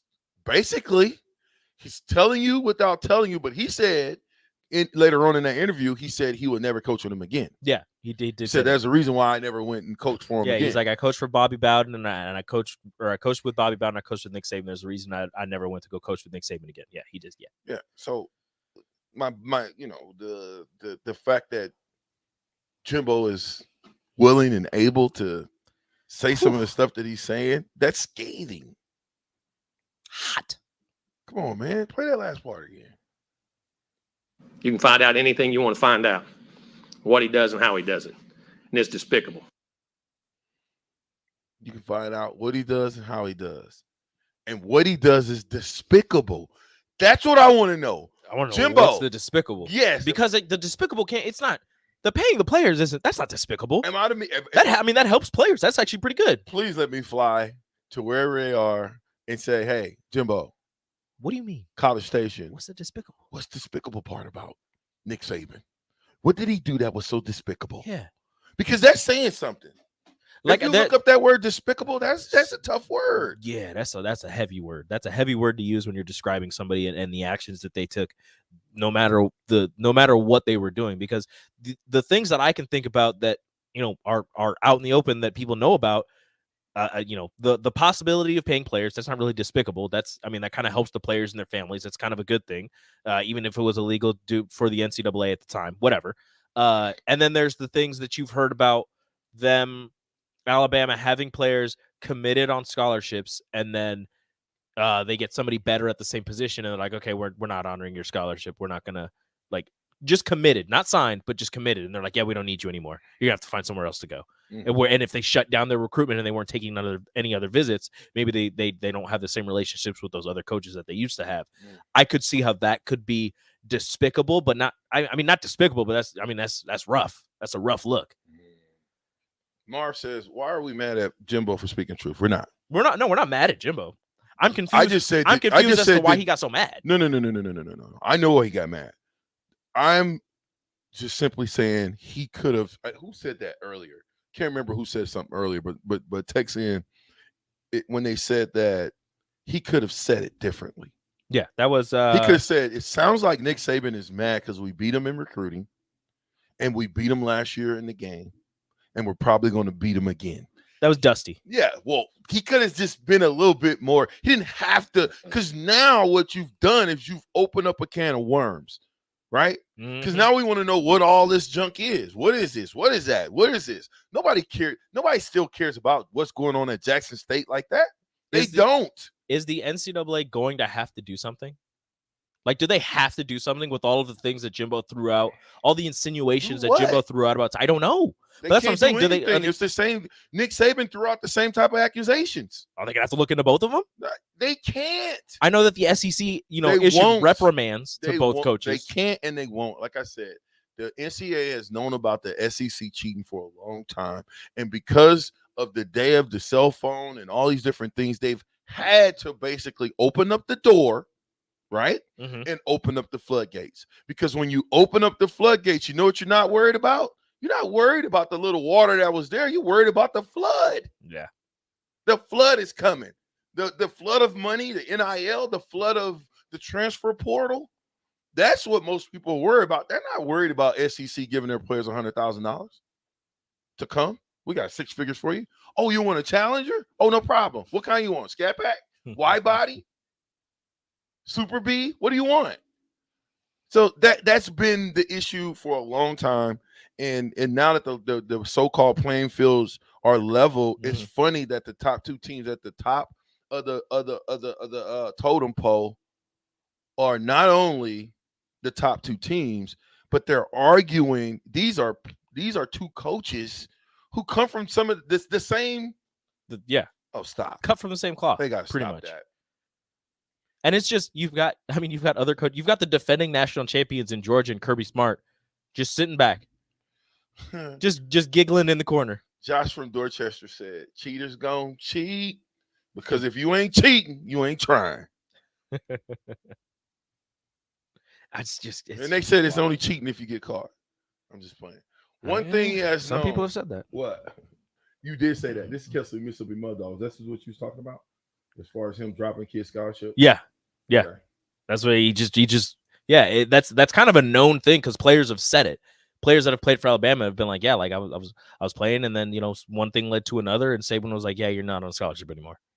Yeah. So that Kelsey, thanks for that, man. That's rough. That's what I'm saying though.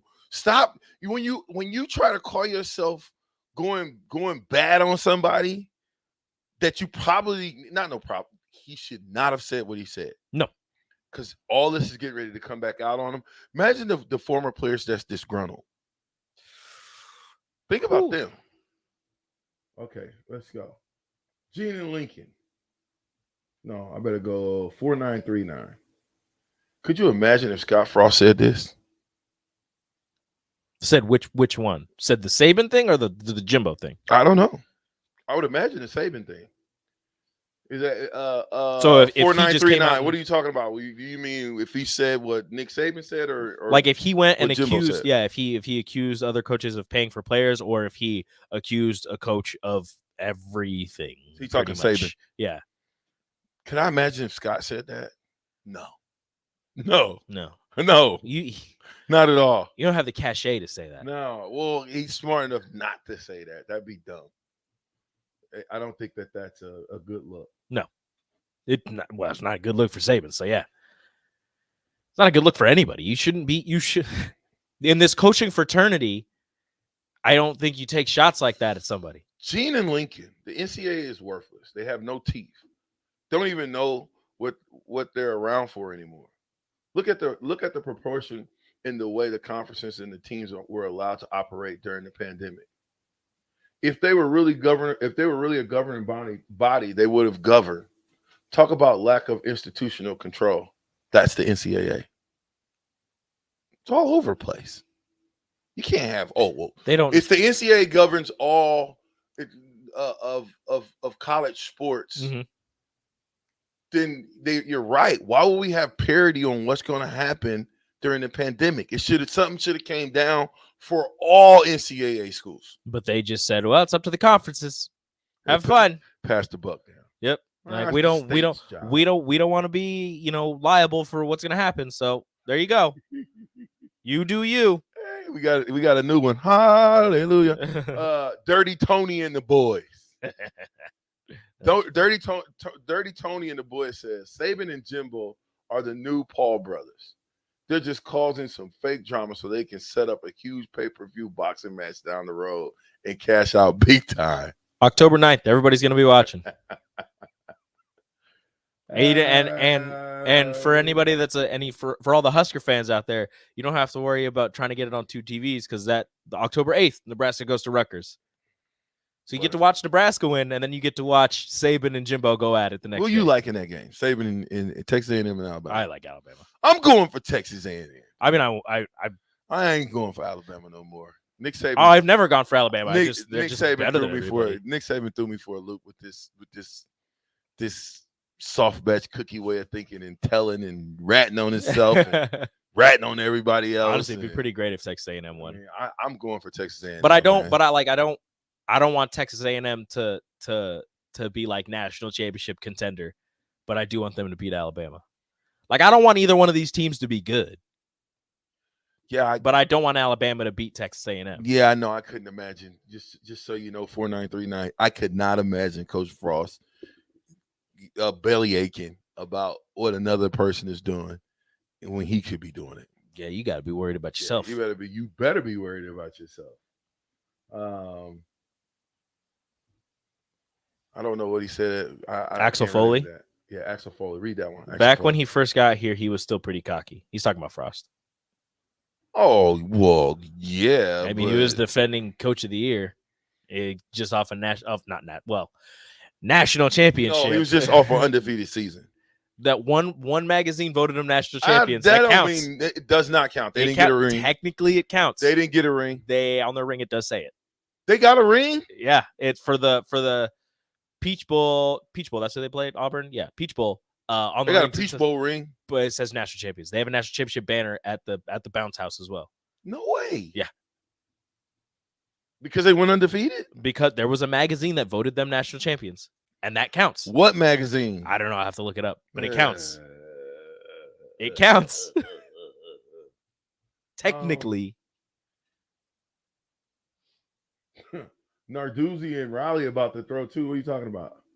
Gene and Lincoln. Pat Narduzzi and Riley who? Mike Riley? Lincoln Riley? No. Oh, yeah. Lincoln Riley and Pat Narduzzi. Because Jordan Addison with the USC. Oh, got you. Oh, that's right. The head coach, right? Yeah. Oh, Pat Narduzzi, the head coach at Pitt, and Lincoln Riley at USC. Yeah. Like I said, if your pockets ain't fat, get out the way. What's Terrell Farley? What Terrell? Where's Terrell? He just said Rico. What did I do? I don't know. Call in Terrell. We don't. What are you talking about? You on the text line. We don't know what you got going. I hope Saban gets his tail kicked in when they come out to Mud Dog country and take on Lane Kiffin. I would love for Lane Kiffin to also go off about Saban being a cheater and a bad dude. So Lane Kiffin, you don't have to worry about him going off about that because he was retweeting and liking everything calling out Saban on Twitter. He and even Jimbo, he retweeted a post that was reposted about Jimbo's recruiting classes at Texas A&M. The first 4 years, they got no 5 stars. Last year, they got 1 or 2. This year, they got 7. And they're like, "Oh, is Jimbo not using NIL to his benefit?" He says, we didn't pay for any of these players, but you got from going to from having 0 5 stars to having 2 and then 7. I don't know. Seems a little fishy. I'm not going to say anything about it, though, but seems a little different. Seems like you're doing something different. Yeah. Austin says Auburn beat Alabama that year. Alabama win the national championship. The Knights are champs if Michigan 97 champs. But I thought that was a little bit different because the AP, the Associated Press writers gave them one and the coaches poll gave us one. But that didn't say that for this deal, did it? Did the AP? It was. The I don't. AP I'll have to look up which one gave them the national championship. But there was one magazine that gave them the national championship. It's not like it's a big time, super magazine. No national championship. I'm with you. That's what Terrell Farley's saying to you, Rico. No national championship. Pecan pie. The show is about to get better if Terrell Farley comes on the captain show. Terrell Farley might be scared to call into the captain show. Yeah, he might not want to get. He might be scared of Rico. The NCAA's official record book has UCF as a co in 2017. A co. Yeah. Co-champions. Yeah. NCAA. The NCAA record book, the official. The same league that opened up the portal in the NIL. The Knights, after UCF 2017 season, the Knights claimed a national title, which actually ended up being recognized by the NCAA's official record book. Congratulations, Coach Frost. That's a win. And they have national championship rings. They have a banner. They have shirts. So they held a parade. That's a win. It counts. That's a win. Phil the Burner says, plus the assistants are primary recruiters, right? So how many times has an assistant who is recruiting a specific player, maybe he feels like they're not going to get a commitment, and then all of a sudden the player commits? Does the assistant ask, how did this happen? Obviously, someone has been paying players for decades, but nobody knows. Nobody knows. Nobody knows the trouble I've seen. Ellis in Illinois says, Saban is definitely greasy. Jimbo is an emotional high-head, and Lane Kiffin is just pure awesomeness. I do love Lane Kiffin. We know who you guys are rolling with. The Lane train, baby. The Lane train. Craig says, Mad Magazine National Championship. I gotta go with Craig. Look, it's in the NCAA record books. UCF 2017 co-national champs. Chris says, is Saban claiming that no Alabama players have NIL deals or that he wasn't involved in it? He's claiming that they didn't use NIL deals to coerce any of the recruits in this last recruiting class to come to Alabama. Well, okay. We'll answer all that and more. Pecan Pie, Kelsey, Chris, Craig, Ellis in Illinois, Phil the Burn, Austin, Gene, and Lincoln. Appreciate you guys. Keep it coming. The Ticket, 93.7 The Cap.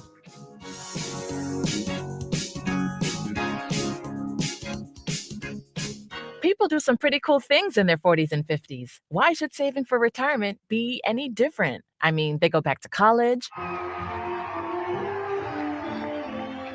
learn new instruments, start skateboarding. Whoa! Okay, maybe that one's not for everybody, but saving for retirement is. With aceyourretirement.org, you can get on track with your retirement savings no matter your age. Just have a 3-minute chat with Avo, the friendly digital retirement coach from AARP. You'll get personalized recommendations based on your input that are easy to understand and work with your lifestyle. It's quick, easy, and free. Plus, it's sponsored by AARP, so you know they got your back. Woohoo! Snarly move, Dad. Thanks, sweetie. So wherever you are in your retirement savings journey, head to aceyourretirement.org and start chatting with Avo today. That's aceyourretirement.org. A message from AARP and the Ad Council. Seasons change, but your land stays the same. You need the right solutions to keep you moving. That's why you rely on Acres Equipment, your Nebraska-owned premier John Deere dealership. Whether you're harvesting, protecting your crops, feeding the herd, maintaining your lawn, improving your business, or letting off some steam, Acres has what you need to get the job done. Acres Equipment, solutions for every field. You want to feel important. You want to be a part of something bigger, something that matters and can help change things. You want to feel like you belong. We know. We felt that way too, and that's why we did something about it. We aren't just Army National Guard soldiers. We are normal people just like you. But our part-time service in the Army National Guard means we get to be more. When our communities are in need, we get the chance to stand up and do something about it. We get to serve in our own region and help the people we call neighbors. Whether they are in the mountains of New Mexico, the plains of Nebraska and Kansas, the ranches of Oklahoma and Texas, the farmlands of Missouri and Arkansas, or the bayous of Louisiana, we are here for our hometowns. And together, we can make a difference. Take on your legacy. Visit NationalGuard.com to find out more.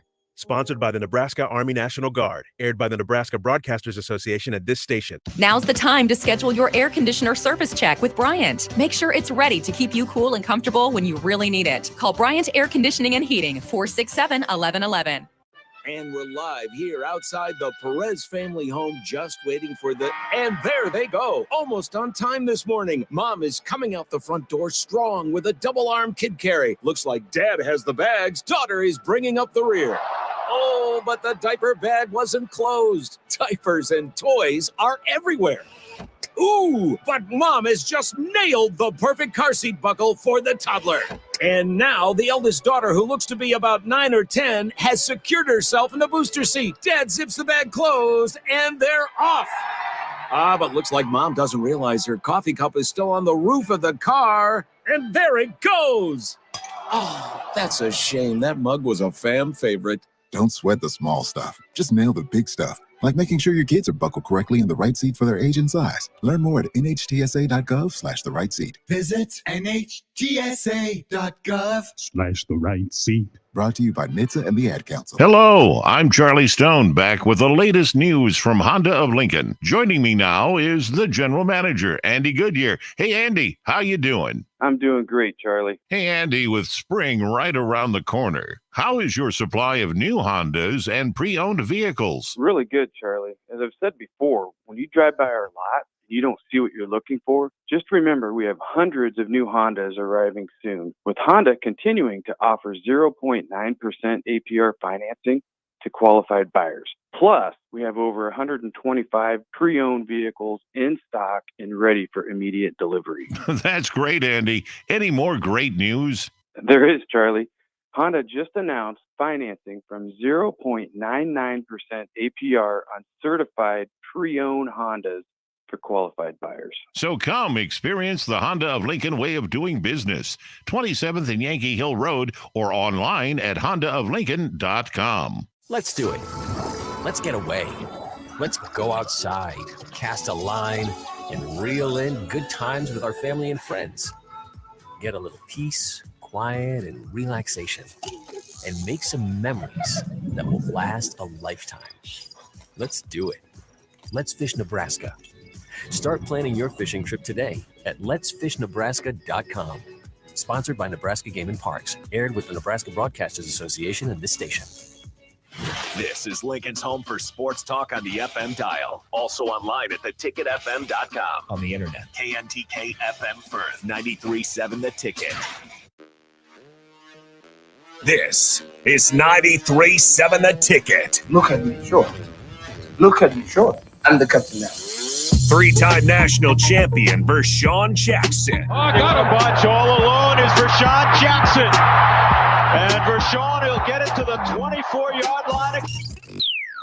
Coming at you live from the Coppels Chevrolet GMC studios in the heart of Lincoln, America.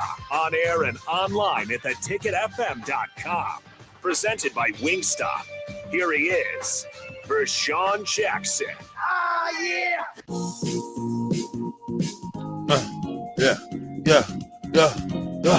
Cap, take 93.7. We in the building with Rico, y'all. Yes. And Nick Saban, Jimbo Fisher, Deion Sanders. This is crazy when coaches start fighting, man. Deion. So there's one more thing that we have to play about Jimbo, referencing Nick Saban, and then that'll lead us into what the other part that I wanted to say.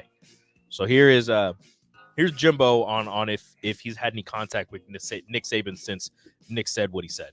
Any contact with Nick since? No. He's called. You just didn't take the call? Not going to. We're done. And he shows you who he is. And then I just wanted to. He's the greatest ever, huh?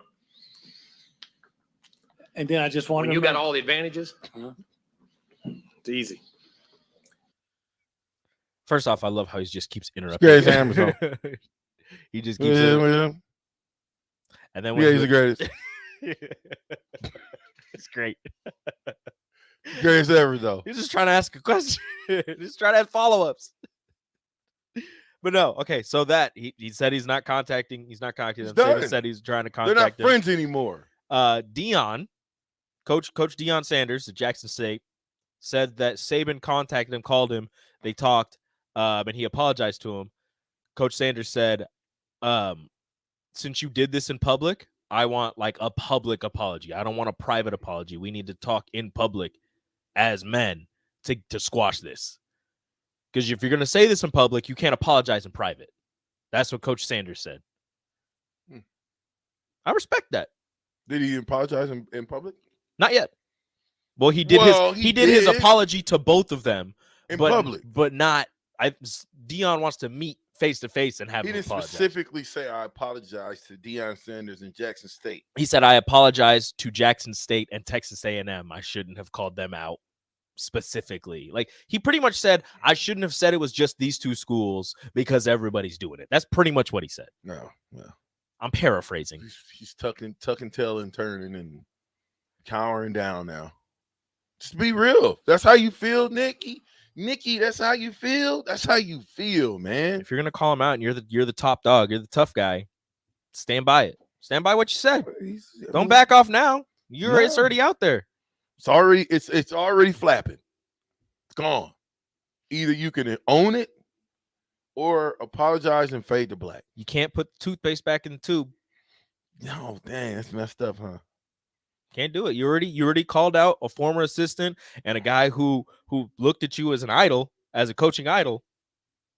You called them both out. They're both upset with you. You can't take back what you said. If the NCAA was really a governing body, they would investigate both programs. They would. They won't. But because we don't live in that day, and because they have opened the floodgates to the NIL and the transfer portal, this is what the NCAA, they knew this was coming. You don't think they had a bunch of people in the room figuring out the pros and cons of if we do this, then this will happen. You know what I mean? That cause and effect. They knew that there was going to be an effect on them opening up NIL and what they did. I know they did. I mean, it was only a matter of time. Like this, like NIL was necessary. Like it needed to happen. And I understand the NCAA knowing that something is going to come of this and coaches are going to be upset and you're going to have crazy deals like this. I don't think anybody saw, $3.5 million for a player to transfer from one school to another coming into effect with NIL, but getting players, paying players to come to your university. Yeah. Cause that was happening regardless. The NCAA, in my opinion, the NCAA for so long was pushing back against this because that cuts into the money that they get. That cuts into their money. They're a multi-billion-dollar corporation, and if you start paying players, that's less money in their pockets. Martha South said, I'm not saying what Nick did was right, but there's a reason why Jimbo Gumbo Fisher got so upset. Maybe some truth to those statements Nick made. If so, he learned it from the best. But that's what I was saying. I don't understand why Jimbo got so upset. If there was nothing true about it, you should have done what Dusty said and just been like, hey, thank you, Nick, for caring so much about our program. I appreciate everything that you've done for me in the coaching world. If you're a competitor, and I've been here before, but if you're a competitor, and the guy who you used to work for, look up to, he births you out of his organization and into something new, and then you beat him out in recruiting, you beat him out the year before in football. That don't leave a good taste in your mouth. And then the guy that you beat, that's supposed to be your friend, throws shots at you, talking about I bought all my recruits because that's when you go because I beat you. I beat you for 7 of the 11 7-star recruits. I beat you for 7 of them. There's 2 ways you can take that. You can take that the way that apparently he did take that and hold a press conference and go scorched earth on the man who not the man who put you on the map, but a guy who helped you get to where you are. Or 2, you go to him in private and be like, dude, what is going on here? And also take solace in the fact that the only reason he's coming after you is because you did exactly what you just said, Vershan. You beat him on the field. You beat him on the recruiting trail. You're doing better than the guy who helped you get to where you are. That and him coming at you should let you know that he feels threatened. He feels threatened by the success that you're having. So if I were Jimbo, I'm going to Saban in private and just like, dude, why are you talking mess? Like, what's going on here? I wouldn't go. But I'm taking solace in the fact that, you feel threatened. You're scared. I wouldn't go to him at all. Oh my God, you're scared right now. Okay, I get it. Let's do this. I would just tell my boosters, it's working, guys. It's working. Keep going. Let's go. It's working. Let's try to get the number 1 recruiting class next year. Every year that we're in this thing, we're gonna get the number 1 recruiting class. We got money because we got enough money to do it. Let's do it. Let's go. That's what I'm saying to my fan base, to my guys. We must be doing something right, because if they're not talking about you, then you're not relevant. But they're talking about us. So we must be relevant at this point. So you've got the number one coach in college football getting upset at you for taking players that he wanted. I'm happy about that. I'm taking that to the bank. I'm taking that to every recruit. Like, look, you see this? This man is scared of what we're building here. Come be a part of this.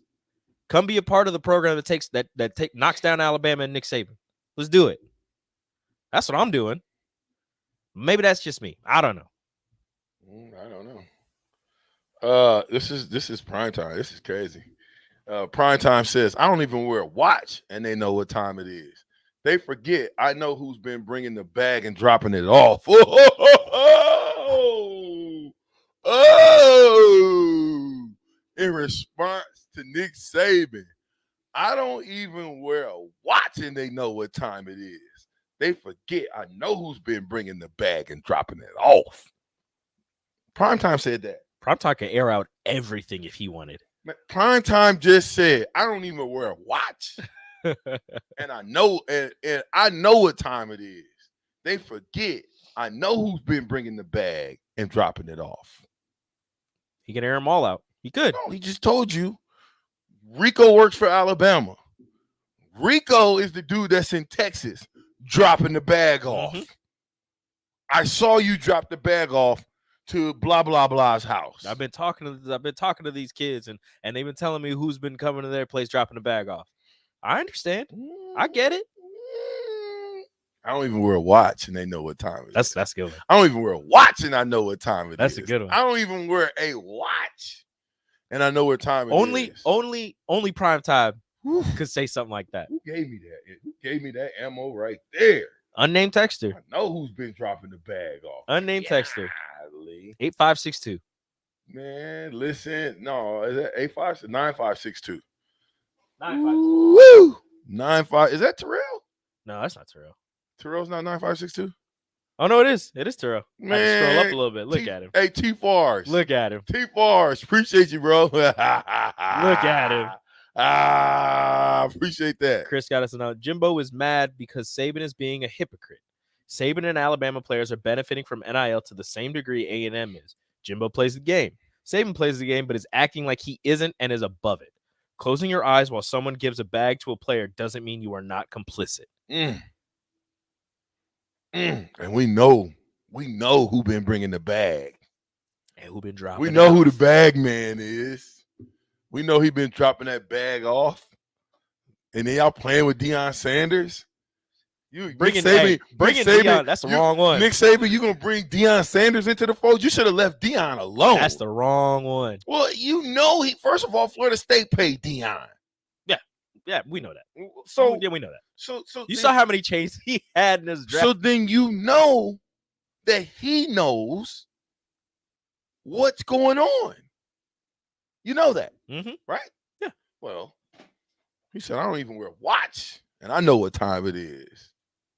I gotta read that again. I gotta make sure it's Deion. Give Primetime his credit. This is straight Deion Sanders, aka Primetime. I don't even wear a watch, and I know what time it is.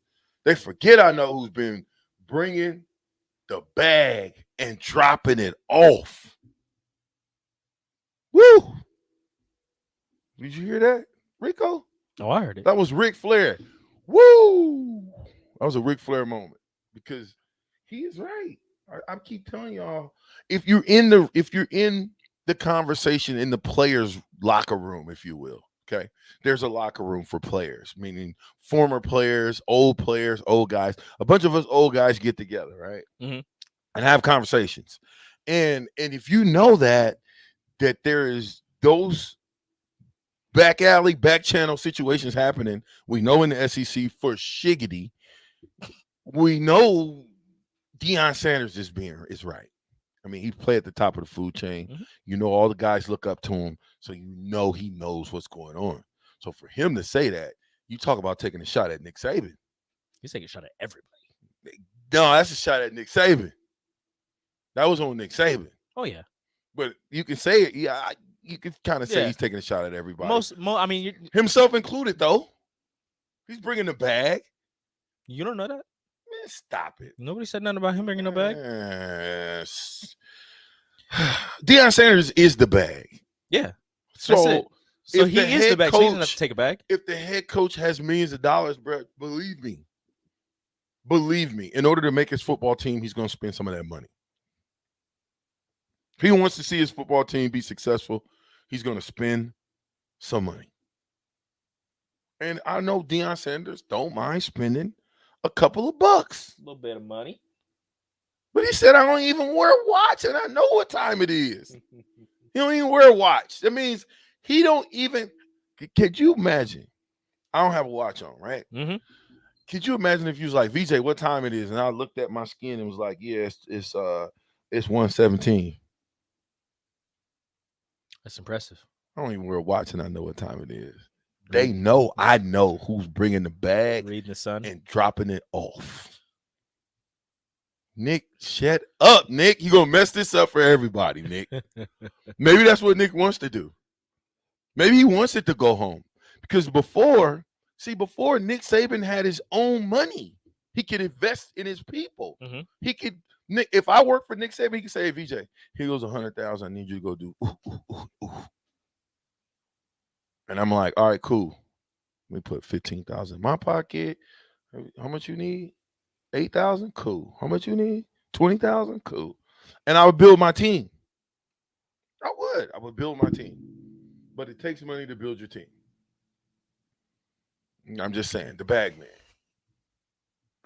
Nick Saban Like is I the bag said, man. he's smart. He knows what he's doing. I think. Yeah, like he's the best coach in college football. He's the best coach in college football right now. Right now. You know I what? don't think he's going out on a stage and just saying something just to say something. There's got to be an ulterior motive behind it. The best coach He in has to college have something. football does not say anything. He continues to be the best coach in college football. He does not talk down on other people, talk crazy about this guy, talk stuff about this organization. And then you didn't. It's not like he went after, small time guys. He's going after the big boys. He went after big boys. He went after his own prodigy. He went after Deion Sanders, who, if you go look up, all you got to do is Google it. Google interaction between Deion Sanders and Nick Saban. You'll see all kinds of stuff. Well, they do the Affleck commercials together, like Bill said. My- Won't this make the Affleck commercials a little awkward? My point. It's the ticket. 93.7, the captain. We'll be right back. I can't find the music. Got him! There you go.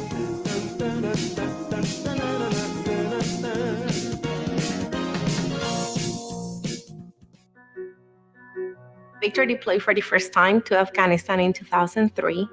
At 4 a.m, my phone rang. They said, I regret to inform you that your husband was wounded in action. Victor sustained a moderate traumatic brain injury. I was doing school full-time, and I was also then caring for Victor. One of the most important elements of caregiving is taking care of yourself. I just didn't want to forget that I also had goals and that I also had a life. What I did is I challenged Victor to meet me halfway. There are almost 6 million military and veteran caregivers across the nation. We have our own journey, and we can fulfill that journey at the same time that we are helping our loved one. Visit aarp.org/caregiving for a free military veterans guide to navigate your caregiving journey and better care for your loved one and yourself. Brought to you by AARP and the Ad Council.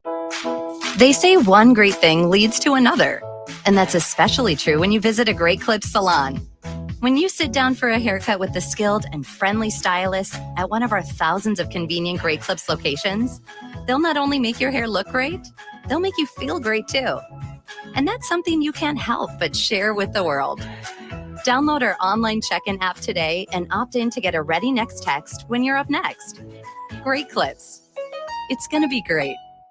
You want to feel important. You want to be a part of something bigger, something that matters and can help change things. You want to feel like you belong. We know. We felt that way too. And that's why we did something about it. We aren't just Army National Guard soldiers. We are normal people just like you. And together, we can make a difference. Take on your legacy. Visit NationalGuard.com to find out more. Sponsored by the Nebraska Army National Guard. Aired by the Nebraska Broadcasters Association at this station. 93.7 The Ticket. Fox KFXL weather. Sponsored by John Henry's Plumbing, Heating, and Air Conditioning. Partly to mostly cloudy skies, much cooler today with a high of around 71. North-northwest winds at around 15 to 20. Cloudy tonight with a low of 47. Even cooler tomorrow. A high of only 55. Maybe a few scattered showers around the region. We'll see temps bounce back a bit by Sunday. I'm meteorologist Tim Wright for 93.7 The Ticket and theticketfm.com. When it comes to making plans, you are the best. What about those round trips, which are perfect on your way there and perfect on your way back?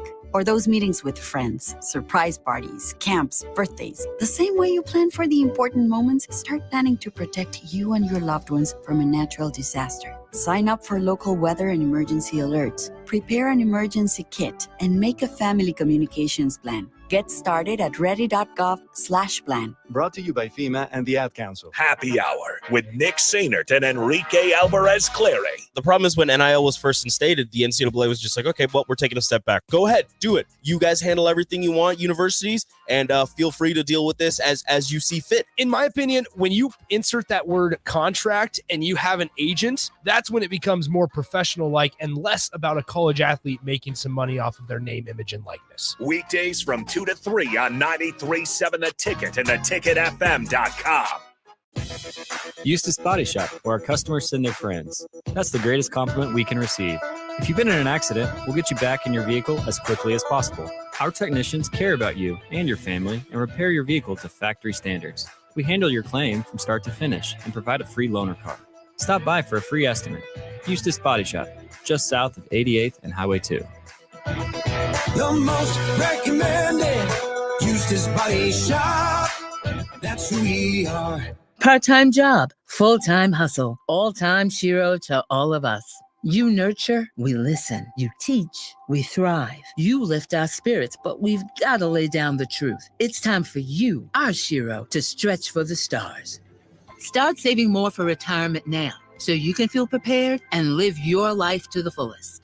Get free tips to help boost your retirement savings now at aceyourretirement.org/Shiro. A message brought to you by AARP and the Ad Council. This is Dan Friedman.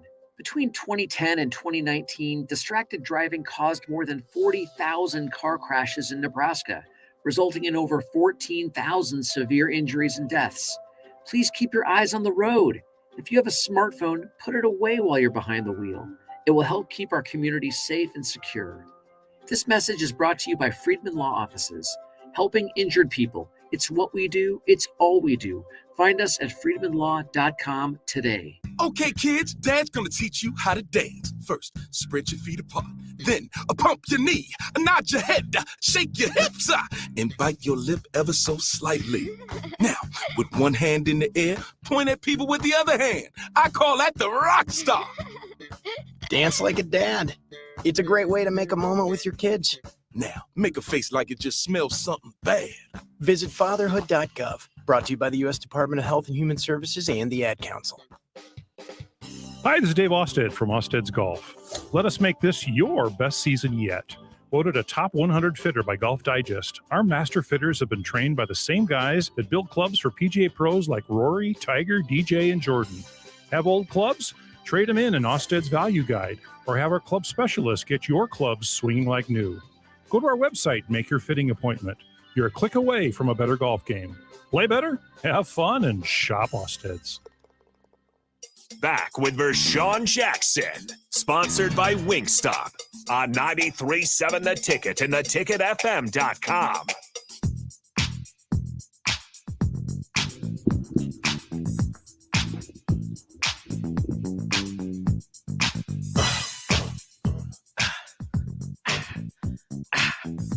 We back. Oh, Bill said, "Won't this make the Affleck commercials a little awkward?" So come on, Bill. So we're talking about Jimbo and Saban and Alabama and A&M. Lost in this entire shuffle, Jordan Addison transferred to USC. Ooh. And we, based on what was told to us multiple weeks ago, we know what he's getting. What, $3 million? $3 million, $3.5 million. You gave that to him. USC? Mm-hmm. A house. It was cars. USC? Yeah. See, That's where he's going. Media guys, no. Who gave him the money? According to what was said, USC. I thought USC couldn't be a part of that. They're not supposed to. Anyway, we know they are, but USC is now. I don't know if that was you or Nick talking about. I think it was Nick that was talking about staying up late at night to watch USC play Oregon State. I want to see them. Low-key, they put together a very, very great team. And it's not even offensively. not even offensively. So there were, I saw this stat the other day. There were five or six 5-stars in the transfer portal this year. USC landed 2 of them. Okay. They're out here. They're USC, Lincoln Riley. That Southern California money is looking pretty. Yeah, Lincoln Riley's doing what Lincoln Riley should be doing. Being quiet, study, offering chips, getting blue chippers, getting ballers. Baller alert.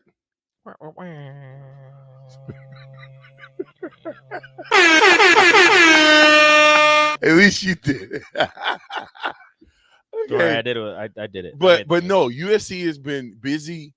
Do you think that Lincoln Riley's going to get into a shoving match with Pittsburgh head coach? For what? He won't. But Narduzzi is pissed at him when it first came out that USC was recruiting a not in the transfer portal yet Jordan Addison from Pittsburgh, and that they were offering him all this money to enter the transfer portal and transfer to USC. Pat Narduzzi was, as you should be, livid. He was upset at Lincoln Riley. He was upset at USC. He was upset at the NCAA, who was going to do and who at the time was going to do and is currently doing nothing about this. And Lincoln Riley said what? Lincoln Riley said not a damn thing. Exactly. That's my point. The same thing Nick Saban should have said. The same. Now, I still believe that Jimbo should have said something, but it should have been to the tune of, thank you for giving me my props for kicking your you-know-what in last year's football game. Not only that, I kicked you. I beat you up again. I won again against you in recruiting. Mm-hmm. And when we play on October 9th, that's the day, right? Yep. I'm going to beat you again. One more time. So you can take that to the bank. Do what you want with it. I do. But I wouldn't have stooped to the level of Nick Saban by airing his dirty laundry out, and you used to be a coach for him. Unnecessary. I do believe that Lincoln Riley did come out and say that he had nothing to do with whatever was being offered to Jordan Addison. Yeah, but he didn't throw him under the bus. Even if he could, if he wouldn't have. No. You know what I'm saying? And that to me means more because you dealt with the cards that's being played with, or you play with the cards that's being dealt. And Lincoln Riley is saying, I'm going to deal with my card. We all knew when Lincoln Riley went to USC who was coming with him. His quarterback. And I can't remember his name right now. We all knew it. What is his name? Everybody knew it. So you had Spencer Rattler and Spencer Rattler went to South Carolina and help him out. Why am I spacing on his name right now? Start with a C, right? I don't know. I don't remember his name. It's fine. Whatever. They're building a nice offense over there. And another thing that kind of got lost in the shuffle is Texas made a late push for Jordan Addison. I don't know what the offers were, but if he was getting $3 million, $3.5 million from USC, I can only imagine what Texas was trying to offer. And now you've seen Texas miss out on 2 high-profile transfer portalees in O'Shawn Mathis, who came to Nebraska, and Jordan Addison, who went to USC. So maybe, again, lost in the shuffle, what Casey Thompson said when he first got to Nebraska might be true at Texas, where Nebraska has a better NIL collection, build whatever, everything around it for NIL at Nebraska, a better one than Texas has. Maybe. Because you've seen them, they Casey Thompson left. Granted, they brought in Quinn Ewers, but then they lost on the best pass rusher in the portal and the best wide receiver in the portal. I think a lot of times these things are already written, but they do a little theatrics to make it look good and then go from there. But yeah, I mean, how does Oklahoma transfer portal? I keep saying that, but transfer portal. That's all we're going to be considered. That's all we're going to hear about in the next few years until they figure this thing out and figure out what they can do to govern the transfer portal, what they can do to govern. There's nothing to do to govern the transfer portal. The transfer portal's fine. Yeah, you can. Yeah, you can. It's fine. No, it's not. There's nothing wrong with it. Yeah, it is. No, there's not. You should not be able to transfer to another school with no penalty. You get one. You get none. You get one. You get none. Why? Because it was happening before. You just had to get the approval of the NCAA. And the No. NCAA was giving out approvals to people who probably shouldn't have gotten it, and keeping approvals from people who deserved it. Well, that must have been in this last 20 years. But when I was in, you had to sit out regardless. Yeah. So if you transferred, unless you transferred to a D2 school or less, Mhm. you set your butt you sat on the sideline for a year. You know, that lot of that deterred people from transferring to know that you had to go sit out a year. You know what could happen in a year? All kind of stuff. So I wouldn't want to sit out a whole year and then go play unless it was something really serious that was going on. But in this day and age, it don't even have to be serious. They're giving me $500 more bucks, and then I deal over here. With that portion of it, yes. But I think the transfer portal, I think it's fine. So you think a person should be able to get out one time of a commitment that they made free of charge? No, nothing. One time.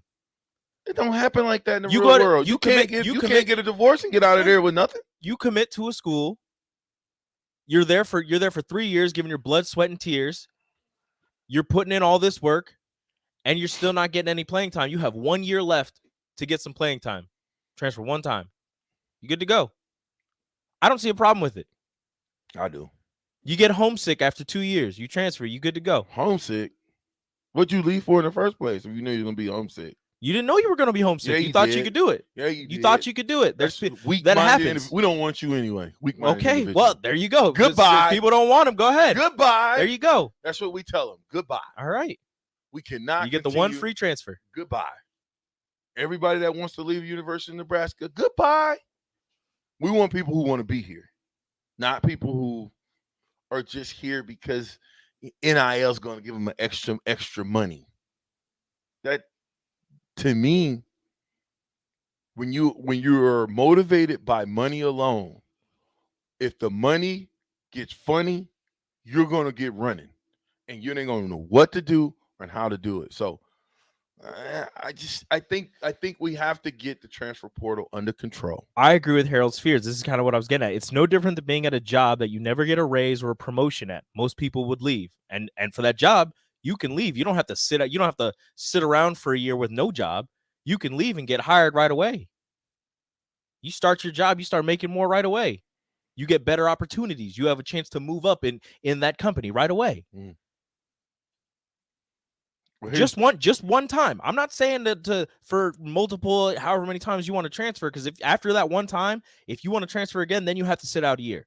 And for the people that transfer multiple times, and the second time or the third time they somehow get a waiver from the NCAA, I don't agree with that part. But one time, go ahead. Nope. Because the thing is, if you don't want them here, it's not going to hurt you if they leave and they can play right away. It doesn't matter. Nope. I don't want you. Goodbye. Okay, then it shouldn't matter that they get to play right away. Has to do something. Because if they put in that work, we're breeding quitters.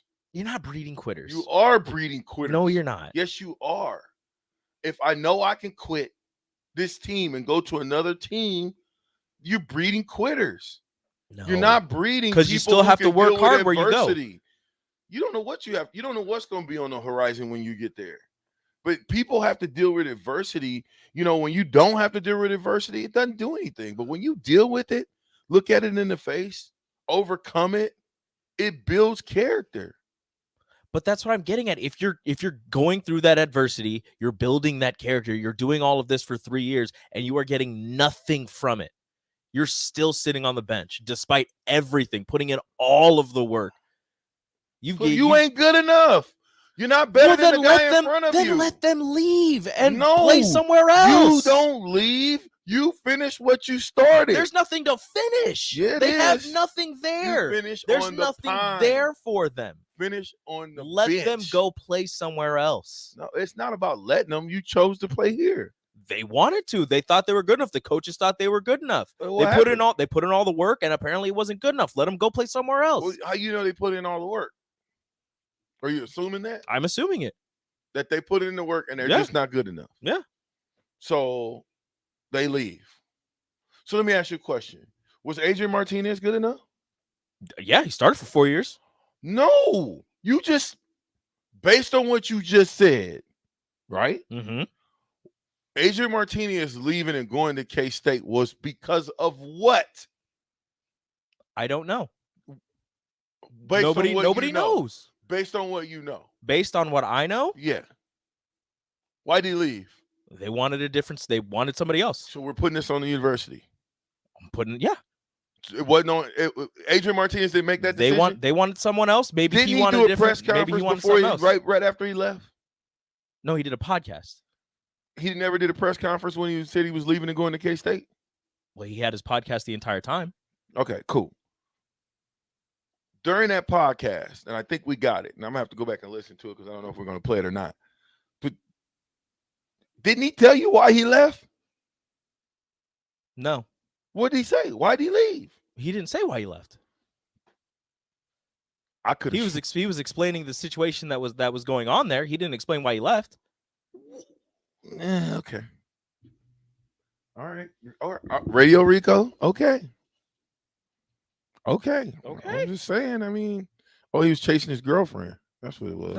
Don't. That's the assumption. Agent's girlfriend plays soccer at K-State. That's the assumption. He was chasing his girlfriend. I'm not saying that's why he wanted to be with his lady. I'm not saying that's why he left the University of Nebraska after breaking all the records. Now he wants to go kick it at K-State. I'm not saying that's Can why we scrimmage K-State? You think you can make that phone call? I mean, I could make a phone call. It's going to amount to absolutely nothing. It might. You might. It might. I ain't got no pull. If you call K-State, I'll call Nebraska. Okay. The ticket, 93.7 The Captain.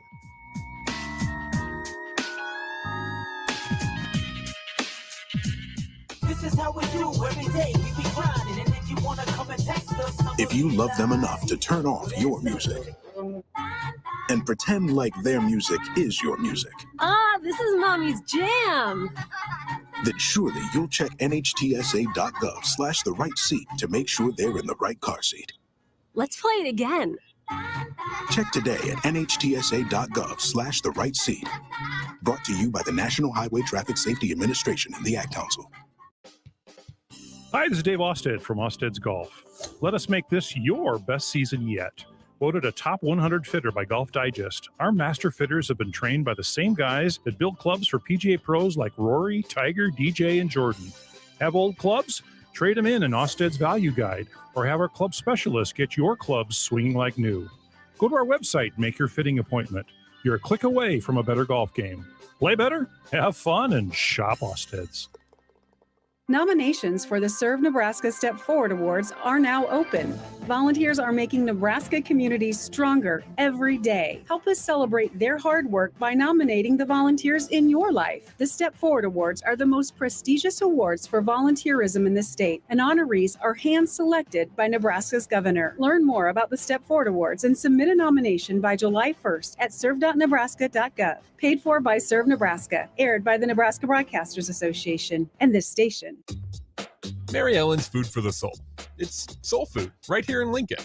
Ribs, wings, catfish, coleslaw, cornbread, grits. I mean, I'd say it's food like your grandma used to make, but my grandma never made food like that.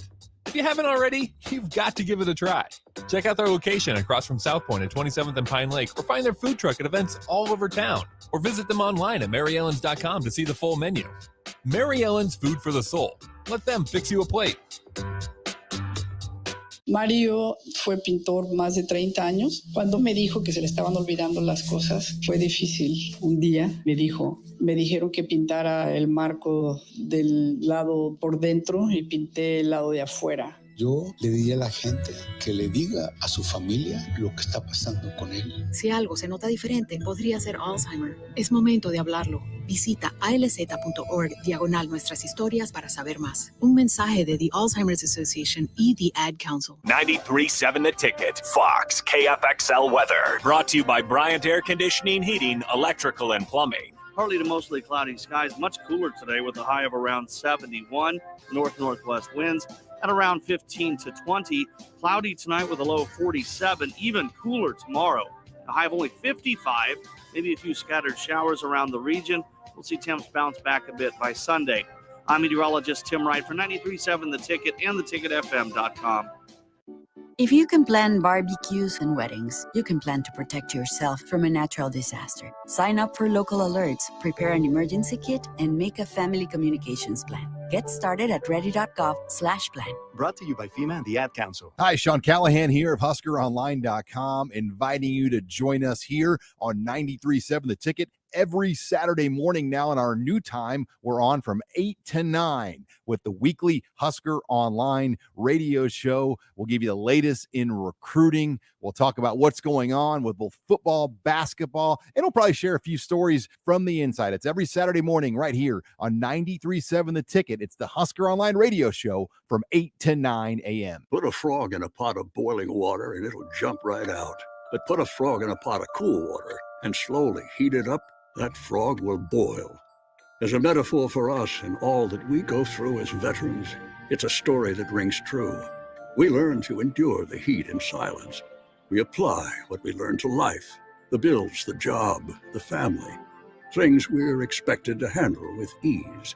When life heats up around us, we just try to stay afloat. We let the water boil. Reaching out isn't easy, but you've never been interested in easy. You joined because you were not afraid of hard work. You are not a frog.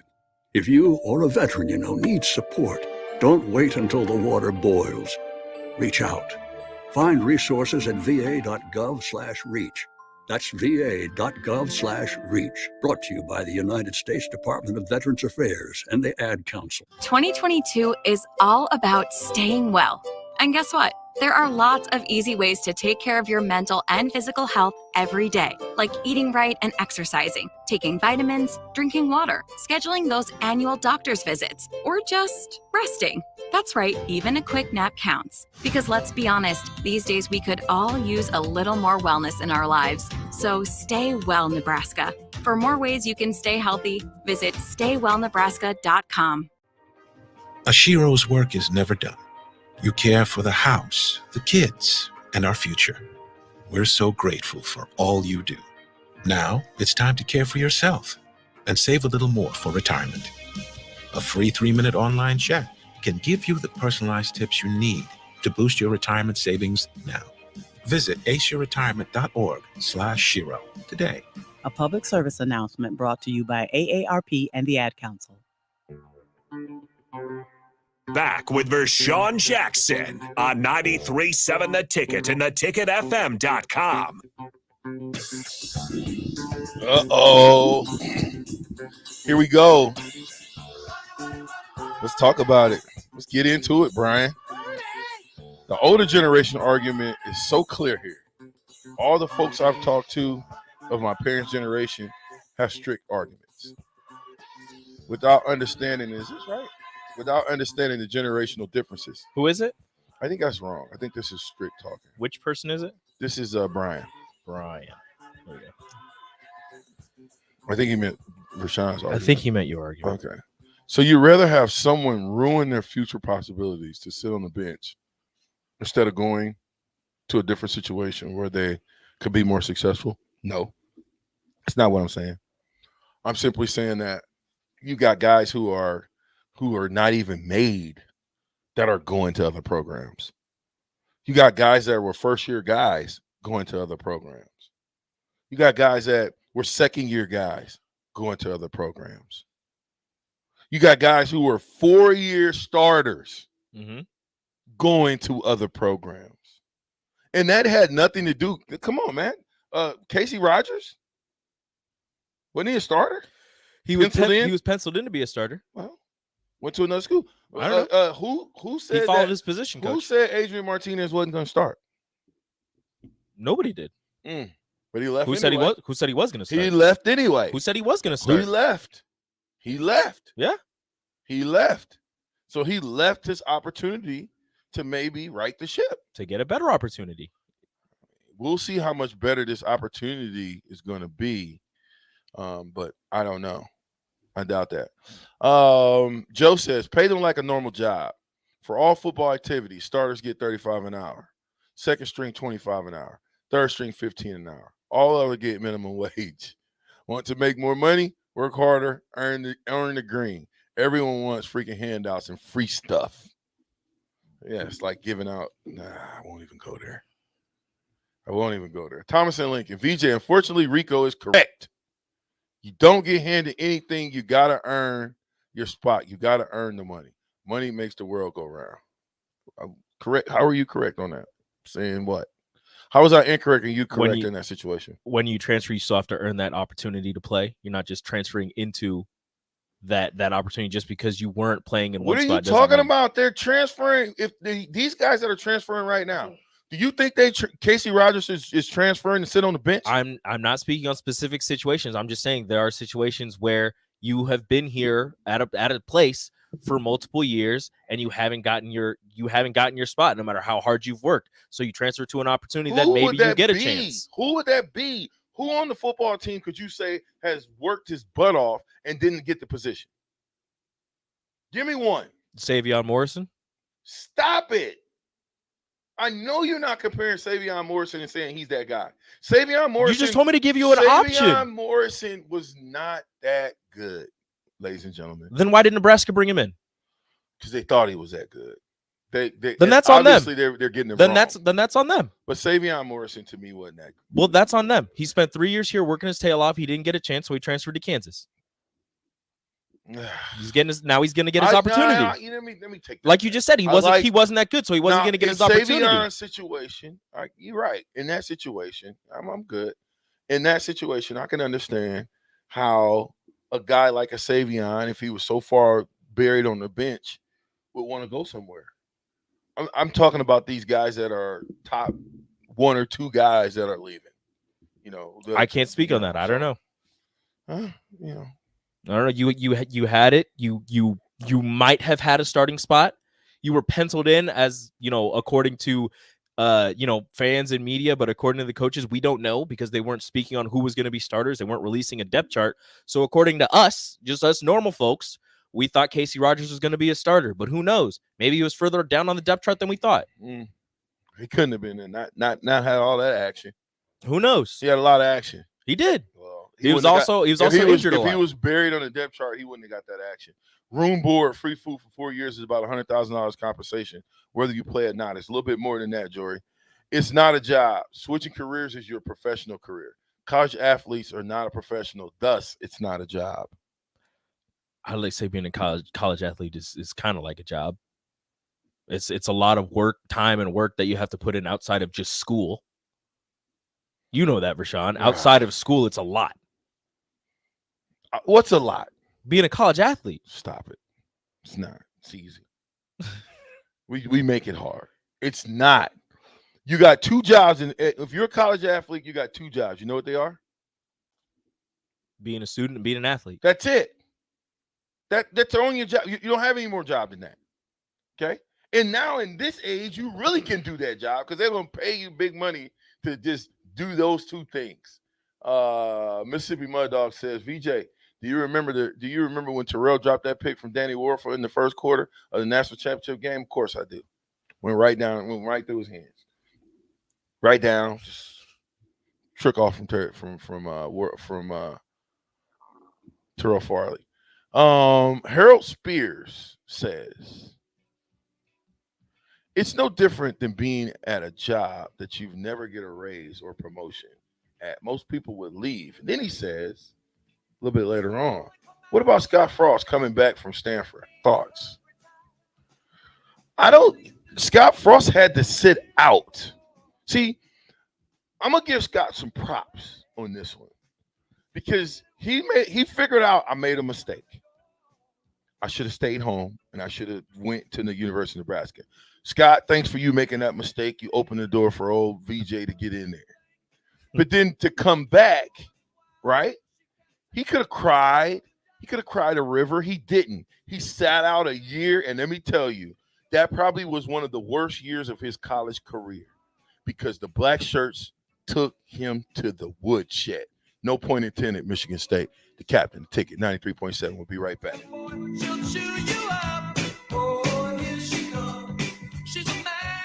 At first, I was really nervous and intimidated to buy a ring. I wasn't sure what I was getting into. My experience at Starter Heyman was very easy. I felt like I walked out of Starter Heyman with the ring that was going to make her go wow and say yes. I love my ring. It is so beautiful. I absolutely love my ring. I get compliments on it all the time. I always tell them Starter Heyman. Yeah, we would definitely recommend Starter Heyman. Yeah, it was great. We're definitely coming back. Sure. Sauter Heyman Jewelers, Lincoln and Grand Island. SauterHeyman.com. Shopping for insurance can be a tedious and frustrating task, but the agents at Brokers Insurance Agency will do the work for you. They have partnered with over 20 of the best insurance carriers in the nation, which allows them to do the shopping all for you. Whether you're looking for business insurance or employee benefits for your company, or you're looking to save money on your home and auto insurance, Brokers Insurance Agency has the agents and solutions to help meet your goals. Call 402-420-5353 or email staff@brokersinsurancene.com. Action Plumbing, Heating, Air, and Electric always makes safety a top priority for our home and office. In under just 1 hour, their team installed the state-of-the-art air scrubber system directly into our existing HVAC ductwork. This technology purifies the air and reduces exposure to common bacteria and viruses, creating a safer breathing environment for my family. Action delivers honest quality services we can count on. To learn more, visit actionlincoln.com. Brown Shoe Fit is gearing up for spring with new inventory on the way. They're stocking up on new spring sandals and athletic shoes daily in brands like Brooks, Hoka, Keen, Merrell, On, and many, many more. Browns has the local professionals to get the proper fit, aided by their high-tech foot scanner by Atrax. Spring is the season to be active and busy. Don't let your feet lose their support with old rundown shoes or sandals. Stop by Brown's Shoe Fit today, just south of 66th and Q in Lincoln. Hey, it's Nelson. We all know life gets a little hectic. You're just looking for that right amount of balance for stress relief with your busy lifestyle while trying to not break the bank. That's why you got to stop by the newest Caterpillar Vapes location right here in Lincoln, 2601 North 11th Street. The Caterpillar team is made up of people just like you, wanting the best product at the best price. They can walk you through the largest selection in town, answer any questions, and find you that perfect balance. First-time customers get 50% off their entire purchase. Stop in and see for yourself. For more, find them on Facebook or online at CaterpillarVapes.com. Join us at Cactus by Venue for our new America's Favorites menu. We're keeping your favorite dips and tacos and adding brand new dishes, including delicious steaks, burgers, pastas, and more. Focusing on vibrant casual dining using a blend of fresh ingredients prepared from scratch. Located at 56 and Highway 2 in the Edgewood Shopping Center, see the whole menu online at cactusbyvenue.com and order yours to go at venuedelivered.com. Cactus by Venue, America's Favorites. Back with Vershan Jackson on 93.7 The Ticket and theticketfm.com. The 3rd of September, that day I'll always remember. Yes, I will. That was the day that my daddy died. Yeah, well, Scott Frost, we're glad you came back. What would we do without you? We wouldn't have won that last championship, that's for sure. So I'm glad you came back from Stanford, but the fact that you had to sit out, I respect that part. You know what I'm saying? So here's what it is. Yeah, how about Jackson leaving? The Navy SEAL dude. You know what I'm saying? Why did Payne leave? What about Payne? Agent Zero. He was getting recruited over. Payne was the starter. Or close. He was backup. He was behind Tanner. Man. He was behind Caleb Tanner, and they were recruiting O'Shawn Mathis. I wonder why he left. He would have been third string. I wonder why he left. To get closer to home and to get more playing time, probably. Well, to get closer to home, yes, and then to get more playing time, probably. Jory said, I played college baseball. I did it for 3 years, but it's not a job. It was a privilege. It's a privilege. It's a privilege. It is a privilege to be able to play collegiate athletics. But Jory's argument with the, room, board, free food for 4 years is $100,000 compensation. The thing is, that's just assuming that you got the full ride. Not everybody gets that full ride. Mm. Some people get a half ride. Some people just get a couple thousand here and there. Mm. So you still got to pay for room and board. Yeah, you get the food, but you still have to pay for room and board. You got to pay for your books. You still got to pay for part of your education. If you've got academic scholarships, yeah, that covers some of it. But if you're like me, you didn't have any academic scholarships, you got to pay for it out of pocket. So not only are you a student and athlete, you got to go get a job as well.